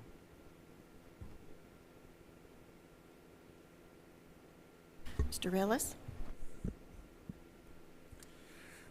Well, I kind of want to do a pass right now. That's like really like, I mean, no, that's some intense stuff. All right, going back to October. Yes, that is the month that is exhausting. And when it's all said and done, at the end, I was like, man, why am I so exhausted? And it's truly because of all these different events, which are super fun. And I love it. I love fall. Fall's probably definitely my favorite season, I think. But yes, like many of my colleagues, this is repeat, so I'm just going to go very fast, just because for time. You know, I definitely got my trunk or treat on, visiting Orange Grove, Gwen, and Juarez. The one thing I have to walk away with is a couple things two things major. Number one, I love how each school is just so different when it comes to their whole trunk or treats, you know? It's amazing, like how the cars come in at one school site and have it all decked out with these super creative things. It's amazing how another school site's definitely more so into just having the trunk of their cars and whatnot, but also dressing up themselves, you know. It's amazing the way the kids go in, and whether it's a festival more setting or more or less like up in Nita Juarez, I was like laughing because I was like, what? All the kids got in orderly lines and they just did a procession around and got all this candy, and I was like, what are you doing? You know, like you should be running in and getting candy, but everybody's just different, and that's what's super cool. But the second thing that I noticed, and this kind of piggybacks off of my colleagues' comments earlier about the whole issue as to, I don't know about your neighborhoods, but I didn't have really that many trick-or-treaters at all. And I had bought a lot of candy, so I ended up with this huge bag of awesome candy, delicious candy that I took to school and giving to my favorite students. But it is one of these things where really a lot of it has to do with, number one, this day and age. Number two, everybody's afraid of fentanyl. Which they should be. But number three, we're doing all these cool things here and really redefining this idea of trick-or-treating, and making it definitely a lot more of a cultural celebration with, like, for example, the Dia de los Muertos events and the connection there, and that's definitely more of the driving force. So that was cool, like, and that was my walkaways with the whole issue of the trunk or treats, which are all super cool. Halloween Festival, yes, one of my favorite events of the year. Good times, all of us are out there having a great time. You know, it's pretty fun because of the fact that my entire career-wise, I've been working on the east side of the district, so I'd always see students and stuff like that, and that was always cool. But now I'm on the far west side of Anaheim, over at Orange View Junior High School, and it was great because of the fact, like my colleague Mr. Lopez was commenting, there's some students that are there and whatnot, but when you're talking to like a 7th grader and he comes up to you on Monday and it's like, oh, I saw you in a parade, Mr. Relis, are you famous? And I'm like, famous, infamous, but famous, come on, you know? And the kid just had a good time. He was like, no, like, my mom and dad were like, isn't that your assistant principal? And it was just so cool, like, to just hear his excitement and whatnot. And, you know, it's awesome because of the fact that it wasn't, you know, just me. It was all of us and our entire, like, so many of our students that were there representing. And it just makes me really proud to be a board member for the Anaheim Elementary School District. The Dia de los Muertos event was fantastic. I loved it. I had a great time at this event. I went in the evening time, so I definitely saw more of you know, the performances and the cool displays and whatnot. But for this one, I want to give a special shout out to Dr. Grace, because at this event there was a young man whose name is Oliver Cortez Velasquez, and he was your student over at Horace Mann, and he's an amazingly talented artist who had displays of things here in Anaheim, Little People's Park. He had basically what it looked like over at Angel Stadium before, and the manner in which these are painted, they were so beautiful, and that was the thing. And I bring this up because here is this young man in his 20s. He's this awesome artist, and that was one of the things when I found out he was at Mann, and he found out I was with Anaheim Elementary. He's like, oh, do you know Dr. Grace? And I was like, yeah, I do. So shout out to you, Dr. Grace, mainly because of the fact that it's always good to see one of our own here in Anaheim do some fantastic things, and this young man is super talented. On Saturday, I headed over to the TGR Foundation, formerly known as the Tiger Woods Learning Center, for an educational symposium. I wanted to pop my head in and see what's going on there. I haven't been to the Tiger Woods Learning Center, or I'm sorry, the TGR Foundation in a while. But one of the things that really attracted me to this were the network opportunities, of course, but the workshops that were there were a few that really sparked my interest, and one of them in particular was really cool. It's called Whiz Girls, and it's all about gamification and all about making sure our young ladies are not lost in this whole coding world, and getting them more involved in the process. And it was a fantastic presentation. I loved it. I also wanted to basically give a special shout out to Ray Vidalis, a 5th grader teacher over at Price, who was there representing. I was proud to see him there. We had great conversations. We had lunch together. It was good to always pick his brain about certain things and hear the teacher perspective of, you know, we think everything's going great, but like, what do you think? You know, and you know, Ray's fantastic. He's awesome, and you know, he was very, very honest with a lot of things, and just, I'm just proud to say, after a conversation, I left, and I was just still super pumped with everything that's going on. The Teacher of the Year dinner, great. Kudos once again to Erin Lee and Mona Harkey. And then yesterday, I had a meeting over at the district for AUHSD, but it didn't start till later, so I was able to go over to visit Edison Elementary School for about an hour and a half, and just really hang out with Ms. Nichols, talk with their interim VP, and it ends up, you know, a small world in the sense, because she also was like, hey, didn't you go to Catella? And I was like, oh, I know your brother, and your brother's married to one of my friends. And, you know, we knew all the same people, and we really ran in a lot of the same crowds. So that was really actually super cool. And with that, that pretty much concludes my report. I just want to just thank all of you veterans out there, and wish you a good Veterans Day for Veterans Day. My father was a veteran himself, so this day is very special. And everybody else, you know, just please make sure you enjoy your holiday break, and you're safe and rejuvenate. Okay, we have some great board reports tonight. I'm going to kind of power through this because some of it is duplicate. I'll start with just mentioning, I was going to mention the library. I want everybody to just check out the scheduling, look for some of the exciting things that are going on there. Central Library, there was an opening reception for the book that's being read now called There, and a Native American speaker from the Tongva tribe. I hope I said that right.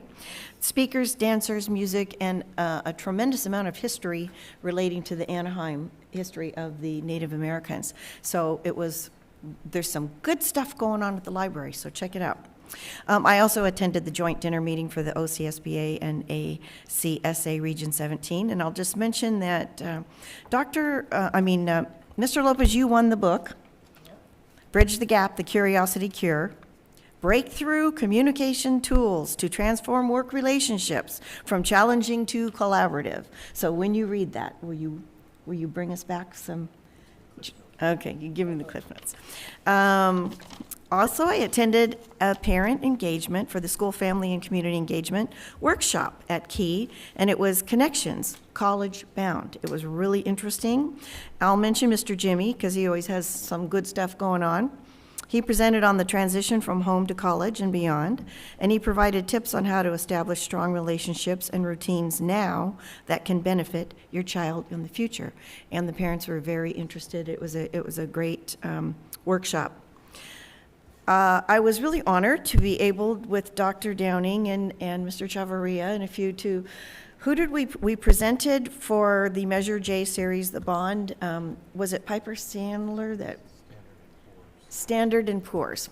And what this was to present to gain our credit rating for the bonds.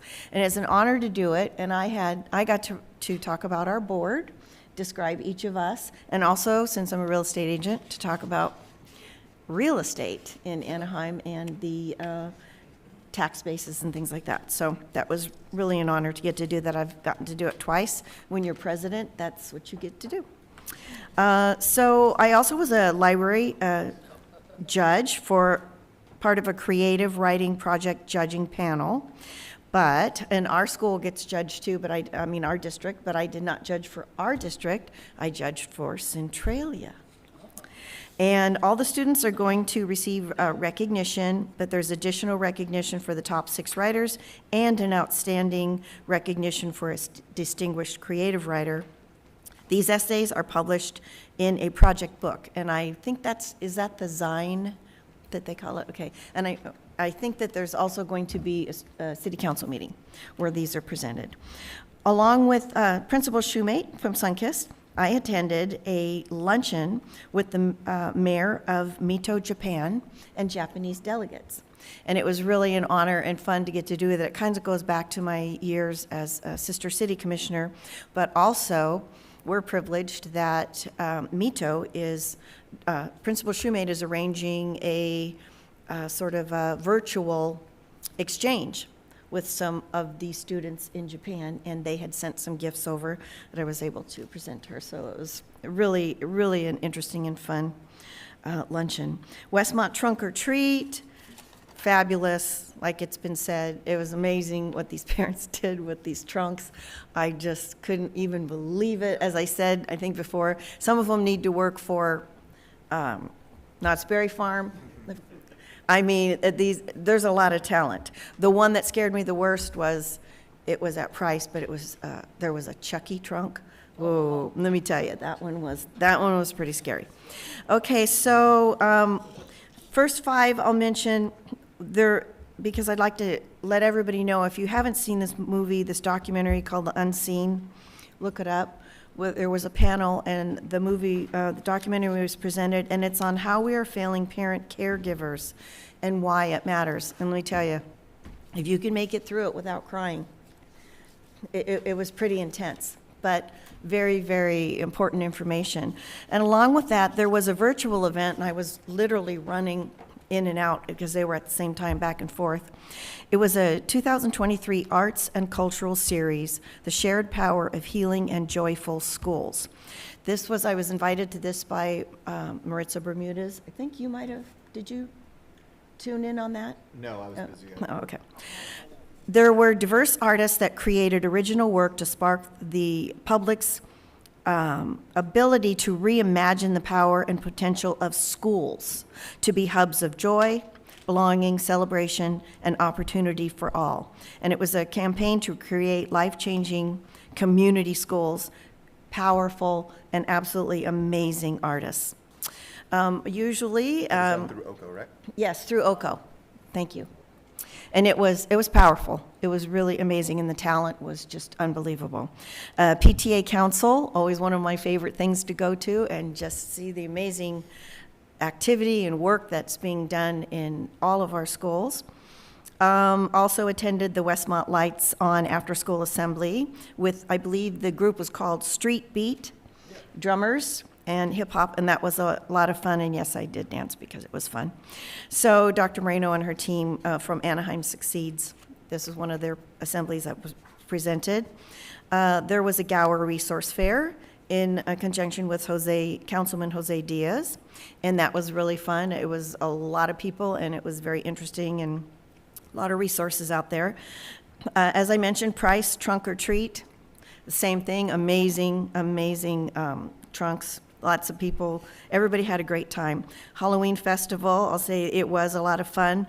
I'd like to mention that, there was a lot to go to fine-tuning that with so many people. Thank you, Mrs. Padilla, for putting that, all the effort that you did to put that together. So, and everybody else that participated. Linda, really, it was great, and I think we presented really well. I've heard so many wonderful comments. I also was volunteering for about 2 months behind the scenes on the floats and things, and it was really fun to get to see it all, you know, when you have the backstage experience and then it all gets shoved out. I think I had about 13,000 steps because there was a festival that day, but I've gotten a lot of compliments on our band and the way the kids were in costumes and the administrators. It was just a really great day. The Day of the Dead also at Pearson, it was wonderful. Our after-school program did the dance to the ballet Folklorio, and I just wanted to mention, I think we had 17 schools. The artwork and the creativity blew me away. But at Price, there were 2 girls, Samantha and Noemi, and Samantha gave me a very detailed presentation from start to finish, about 5 minutes, of all of the history of Day of the Dead. She had it all down, she knew it, and it was an absolutely fabulous presentation, and Noemi also helped, but I called Dr. Valencia to let him know. These kids are really something, and they're really learning how to present and conduct themselves in public, and the confidence was amazing. Okay, so another health fair with Senator Umberg, and Kids Builders was presented there. I want to remind everybody, Kids Builders is first 5 programs that I believe we still have on our webpage, that you can connect with that. And also Champions for Children, which was a block party at Pacific Drive Elementary, where I ran into Laurel Estrada, who used to be VP at Juarez, and she is now principal there, so that was fun. Teacher of the Year dinner, congratulations to our teachers. But she said she was Juarez. Yeah, she was Juarez. Isn't the principal for a short time, right? She was VP, Okay. yeah, for a short time. Yeah, but she was Juarez. Congratulations and thank you to our school psychologists for School Psychologist Week. I believe it starts next week. And also, again, the Teacher of the Year banquet, we're very proud of Erin and Mona, and all of our teachers, actually, so thank you. As we approach Veterans Day, I just want to honor all of our veterans and thank you for your service. And with that, I think that we need to sing happy birthday to somebody. Is that correct? Yeah. But we didn't sing, did we? No. Okay, you're on the hot seat. And I'd also like to thank our guests for sticking this out to the very end. I mean, I want to ask why, but no. But I wanted to see how hard you guys were. Well, it must be hard sitting here this whole time. But anyways, we thank you. We thank you. So anyways, Dr. Morales has had a birthday. And so we are going to honor him with our usual rendition of happy birthday. So let's start off. Happy birthday to you. Happy birthday to you. Happy birthday, dear Dr. Morales. Happy birthday to you. Thank you, everyone. Okay, and thank you for being so attentive, all of you that have listened. As you can see, we're really a busy board, and sometimes we get to the same things, but you can also see that some things that, like, I can't get to, Mark can get to, or Juan, or Paulo, or Ryan, there's a lot of it gets covered, and so it's really a lot of teamwork, and this is a great board. I'll just have to say this is really a fantastic board, and I'm honored to be on it. Okay, so now our future agenda items. Does anybody have any? Yes, as we are so busy, I had one more item Okay, I wanted to add. I knew you would. Go ahead. Sooner rather than later, just because we're coming up to about the halfway point of the school year, but I did want to have a staff presentation on the pledge, just to give us an overview of our role with our partners, what we're partnering on, upcoming events that I might like to attend if I'm able to. I won't speak for my board colleagues, but I like to try to get to as many events as I can. Who our contact people are on our end, or our team who's here that works with the different partners, which I presume will be presenting or be part of the presentation at least, but just kind of an overview of how our successes have been, some of our accomplishments, and what we're looking forward to for the rest of the school year would be great. Thank you. just like to wish everyone a very, very happy, blessed, and safe Thanksgiving. And I hope you enjoy your families and everybody gets a little bit of rest and relaxation and just enjoys the holiday. So with that, I will adjourn the meeting at 9:03, and our next board meeting is Wednesday, December 13th. Thank you for being here. Thank you for listening.